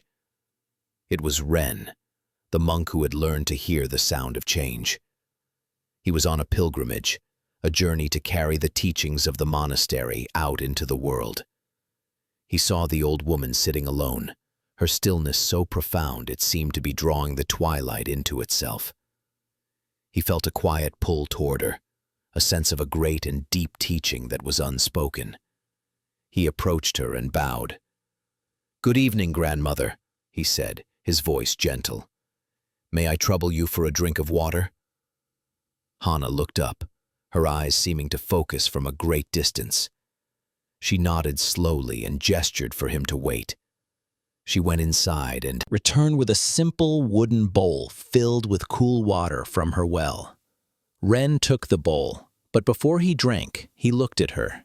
He saw the immense oceanic sorrow in her eyes, but underneath it, he also saw something else, a vast, clear emptiness that was not the emptiness of despair, but something much closer to the profound emptiness the sutras spoke of, the spacious, open ground of being itself. "You have known great loss," he said. It was not a question, but a simple statement of fact, spoken with deep, resonant compassion. Hana looked at him, and for the first time in a long time, she felt a flicker of connection. This monk was not offering her pity. He was simply seeing her. "I have lost everything," she replied, her voice a dry whisper, unused to speaking. "My husband, my son, my grandchildren. My house is empty. My life is empty. There is nothing left." Ren took a slow drink of the water, his eyes never leaving hers. "And what is it like," he asked softly, "to have nothing left?" The question was strange. No one had ever asked her that.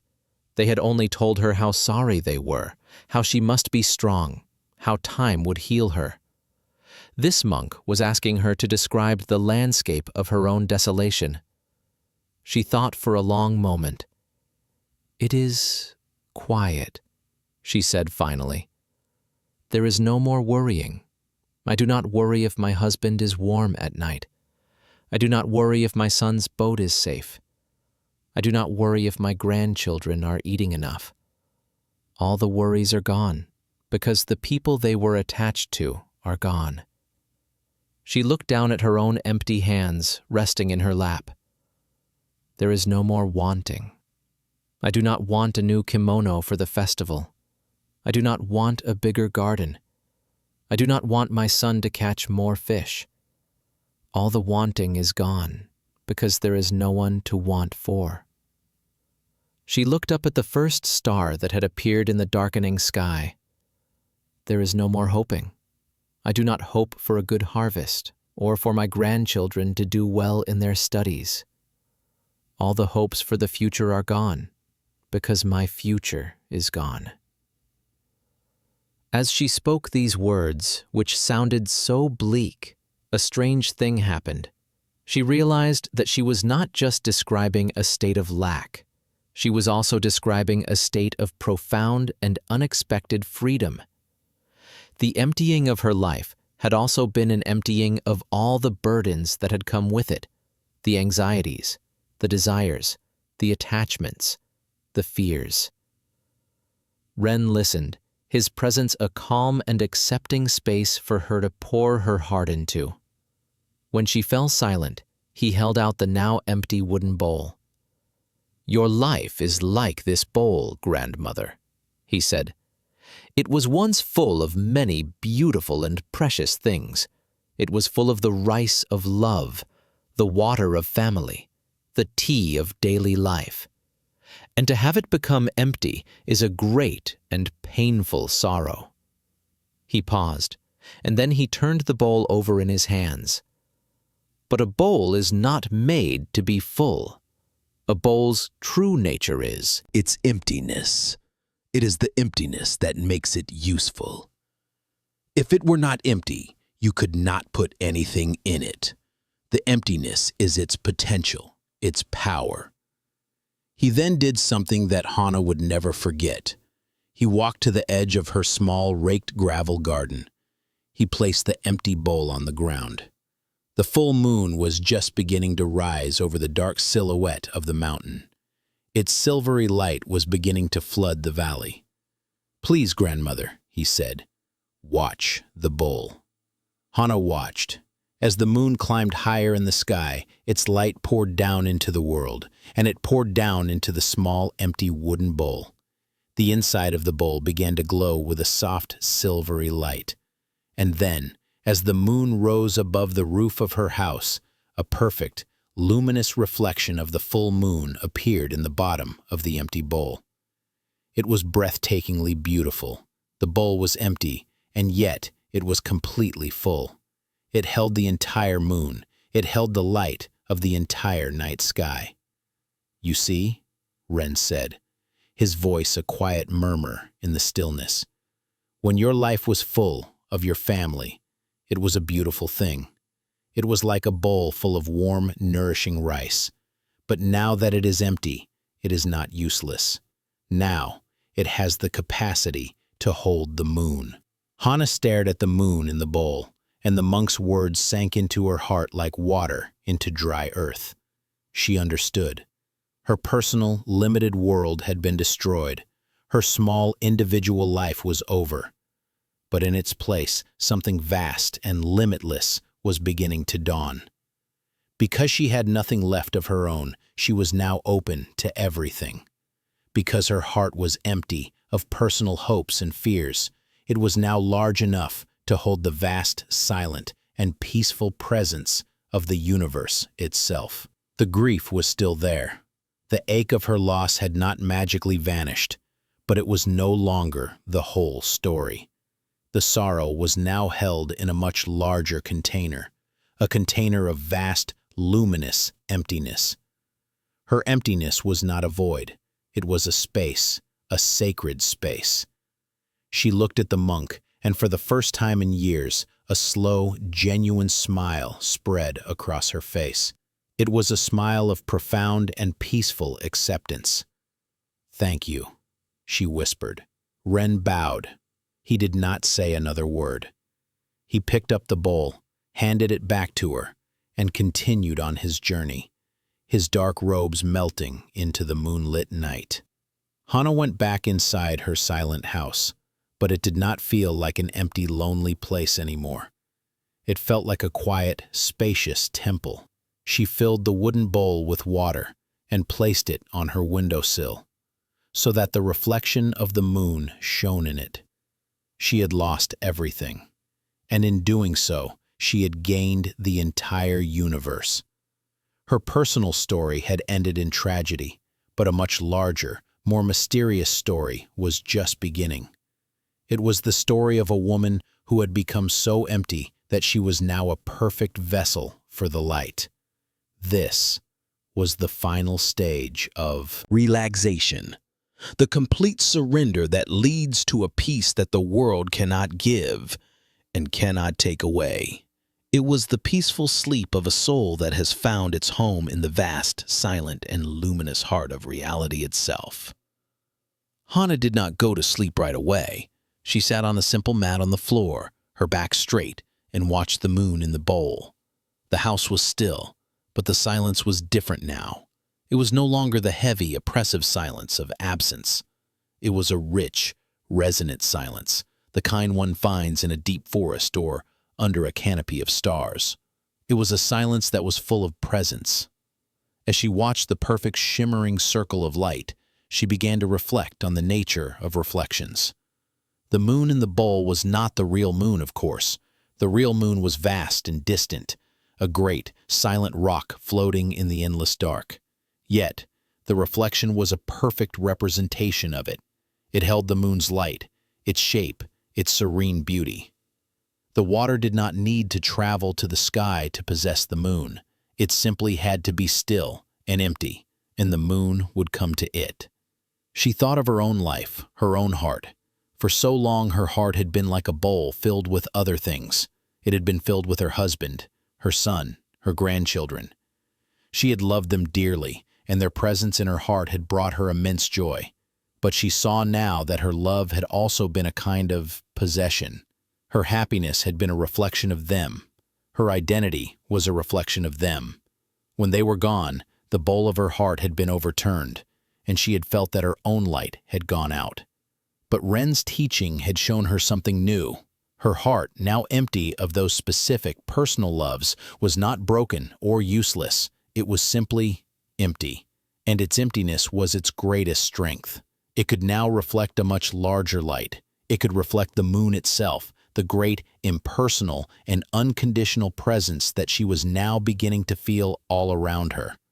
She looked around her small, simple room. The moonlight streaming through the window cast soft shadows on the tatami mats. It illuminated a small vase in the corner, a crack in the plaster wall, the worn texture of the wooden beams overhead. She had seen these things 1,000 times, but tonight she was seeing them for the first time. They were not just objects in her house. They were expressions of existence itself, each one glowing with a quiet, mysterious light of its own. Her sense of self, which had been so painfully shattered, was now dissolving in a different way, not into nothingness, but into everythingness. The boundaries between Hana and the world were becoming soft and permeable. The gentle, rhythmic sound of her own breathing seemed to merge with the gentle, rhythmic chirping of the crickets outside. The coolness of the floor beneath her felt connected to the coolness of the night air. She was not a lonely old woman in an empty house. She was a part of the great, silent, moonlit world. This realization brought with it a profound sense of peace that was unlike any happiness she had ever known. The happiness she had felt with her family was a warm, vibrant, and wonderful thing, but it had also been fragile. It depended on things staying the same, on her loved ones being safe and present. It was a happiness that was always shadowed by the fear of loss. This new peace was different. It was cool, vast, and unshakable. It did not depend on anything. It was not contingent on having or not having. It was simply the peace of being. It was the peace of the empty bowl, which is content whether it is empty or full, because its fundamental nature is its own spacious capacity. In the weeks and months that followed, the villagers noticed a change in Hana.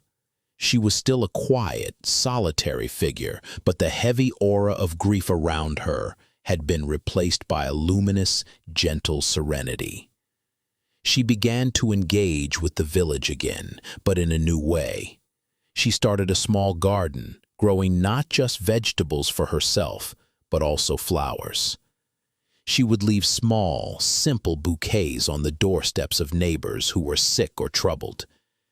She did not offer words of advice or sympathy. She just offered the flowers, a silent gift of beauty. Children who had previously been a painful reminder of her lost grandchildren were now drawn to her quiet presence. They would come and sit with her on her porch. She would not try to entertain them. She would simply be with them, her calm attention a gift that they seemed to instinctively understand. She would show them a spider spinning a web or point out the different shapes of the clouds. She was teaching them to see the world, to be present with its small, everyday miracles. The villagers who had once pitied her now began to seek her out. They would come to her with their troubles, a poor harvest, a sick child, a quarrel with a neighbor. Hana would listen. She would listen with her whole being, her attention as clear and still as the water in her bowl. She rarely offered advice, but in her silent, compassionate presence, people found that their own anxieties would begin to settle. Their own problems would seem a little smaller, held in the vast, peaceful space of her attention. Her empty house had become a sanctuary. Her empty heart had become a refuge for the entire village. She had become a living embodiment of the wisdom that Ren had shared with her. She had learned that true contentment is not found in filling our lives with things and people, but in discovering the vast, peaceful emptiness that lies at the core of our own being. It is an emptiness that is not a lack, but a fullness, a spaciousness that has the capacity to hold both the joy and the sorrow of life with equal grace. It is the peace of the empty bowl, which, by having nothing, is able to contain everything. And in this profound understanding, Hana found a deep and lasting rest, a peaceful sleep that was not an escape from life, but a complete and loving embrace of it. Tarp 10. Dreaming with the River of Life.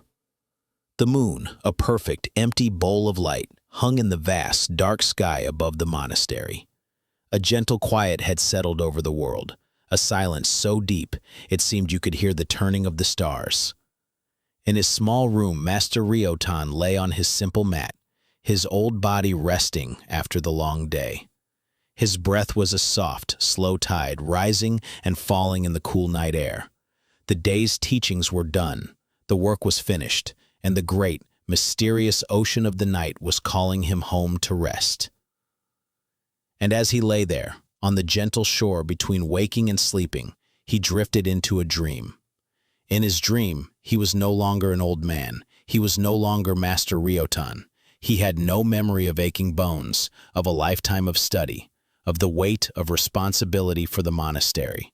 He had no memory of being human at all. He was a butterfly. He was a creature of air and light, of vibrant, impossible color. His wings, vast canvases of gold and black and iridescent blue, caught the warm sunlight. He felt the gentle breeze not on his skin, but as a current that lifted him, that danced with him, that carried him effortlessly over a field of wildflowers.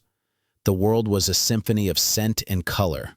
He could taste the sweetness of the clover on the air. He could see the world in 1,000 tiny images, each one a perfect jewel. His consciousness was pure, simple, and joyful. There was no past to regret, no future to worry about. There was only this moment, this glorious, sun-drenched now. His entire being was focused on the simple, blissful tasks of a butterfly, fluttering from one blossom to another, dipping his delicate proboscis into the heart of a flower to drink its nectar, and resting for a moment on a broad green leaf, feeling the warmth of the sun on his wings. He was completely and utterly a butterfly, with no thought or awareness that he had ever been anything else. He was the fluttering. He was the tasting of sweetness. He was the dance on the wind. It was a life of perfect, unburdened freedom. Then, slowly, gently, the dream began to fade. The vibrant colors of the meadow softened. The feeling of the sun on his wings grew distant. The sensation of lightness began to dissolve, and he awoke. He opened his eyes. He was lying on his mat in his familiar, dim room. The moonlight cast a pale, silver rectangle on the wooden floor. He could feel the heavy wool of his blanket, the solid reality of the mat beneath him. He was Ryotan again, the old Zen master, his body stiff, his mind full of the memories of a long life. He lay there for a long time, the dream still clinging to him like the scent of blossoms. The experience had been so real, so complete. The joy and freedom of being a butterfly felt as real as the ache in his own knees.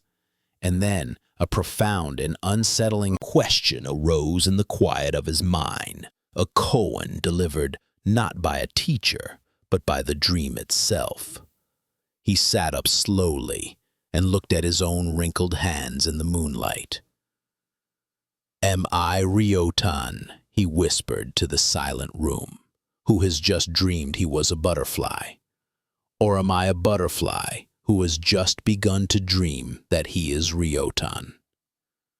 The question hung in the air, not as a playful riddle, but as a deep and serious inquiry into the very nature of reality.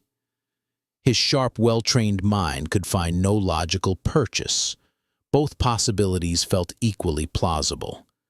The experience of being Ryotan, with all its history and sensations, was vivid and persistent, but the experience of being the butterfly had been just as vivid, just as complete, just as real. Who was to say which was the dream and which was the dreamer? He did not panic. He did not fall into confusion. He did what he had always done with a great question. He sat with it. He brought it into his meditation. He closed his eyes and allowed the two experiences to coexist in his awareness. He felt the memory of his butterfly wings, the lightness, the freedom, and he felt the solid, heavy reality of his human body, the slow, steady rhythm of his breath. He thought of the patchwork robe, this identity, this self called Ryotan. What was it? It was a collection of memories, sensations, thoughts, and habits, all sewn together over 80 years. It was a robe of 100 patches, mended and remended, with perhaps not a single thread of the original boy remaining. It was a story, a narrative, a process. And the butterfly? It too was a self, a simpler one perhaps, but a self nonetheless. It was a being defined by its fluttering, its thirst for sweetness, its dance with the flowers. It was a different kind of patchwork, made of instinct and sunlight and the scent of nectar. Which one was more real? The question itself began to seem flawed. It was like asking if the water in the river is more real than the wave on its surface. The wave is just the river, expressing itself in a temporary form. He thought of the river that is never the same. Perhaps waking life and dreaming life are not two separate states, one real and one illusory. Perhaps they are both just currents in the great, mysterious river of consciousness. Waking life is a slow, steady, and persistent current. It has the illusion of solidity because it is consistent from day to day. A dream is a faster, more chaotic current, an eddy that swirls for a time and then disappears back into the main flow. But it is all the same water. It is all the same consciousness, expressing itself in different forms. Perhaps, he thought, waking life is just a very slow, very convincing dream, the dream we all agree to dream together. He thought of Hana and her empty bowl. What was it that was aware of both the man and the butterfly? What was the container that held both the experience of Ryotan and the experience of the dream? It was awareness itself, a silent, empty space, like Hana's bowl, that could hold the reflection of a man and could also hold the reflection of a butterfly. Its nature was not in what it held, but in its vast, open and empty capacity to hold anything. This awareness, this consciousness, was the only thing that was constant. The forms it took, man, butterfly, waking, dreaming, were all temporary, all fleeting, like reflections on the water. And in that moment, the koan dissolved. The question of whether he was a man dreaming or a butterfly dreaming was a cage built by a mind that insisted on a solid, separate self. But if there is no solid self, then the question has no meaning. He was not the man. He was not the butterfly. He was the dreaming itself. He was the consciousness, in which both the man and the butterfly appeared and disappeared. He was the river. He was the empty bowl. He was the silent, ever-changing music of existence. A profound peace settled over him, a final and complete letting go. He let go of Ryotan. He let go of the butterfly. He let go of the need to know, the need to define, the need to be a separate, solid thing. He simply rested in the vast, mysterious, and dreamlike flow of being. And so, as you lie here now, on the edge of your own dream, allow this story to be a gentle invitation. An invitation to let go of the solid self you believe yourself to be, just for tonight. Your name, your history, your worries, your plans. See them as a story, a patchwork robe that you have worn for the day. But now, it is time to take it off. Let it fall away, gently, to the floor. Feel the gentle river of your own breath flowing in, flowing out. This breath is real. It connects you to the great breathing world. You are not separate. You are a part of the slow, silent dream of the earth. Imagine your thoughts as butterflies fluttering through the meadow of your mind. Do not try to catch them. Do not try to name them. Simply watch them as they appear. Dance for a moment in the light of your awareness, and then fly away. They are not you. They are just visitors in the vast open space of your mind. Let the boundaries of your body soften. Feel yourself becoming light, dissolving into the quiet darkness around you. You are not a solid thing trapped in a body. You are a field of sensation, a gentle current of energy, merging with the night. There is no need to figure anything out. There is no need to solve the riddle of your life. The only task now is to rest, to surrender, to allow yourself to become the dreaming. Let the river of life carry you now. Let it rock you gently on its current, carrying you away from the shore of the waking world, out into the deep, calm, and peaceful ocean of sleep. Drift, float, let go. Allow yourself to dream with the river, flowing silently, peacefully, into the deep and restorative quiet of the night.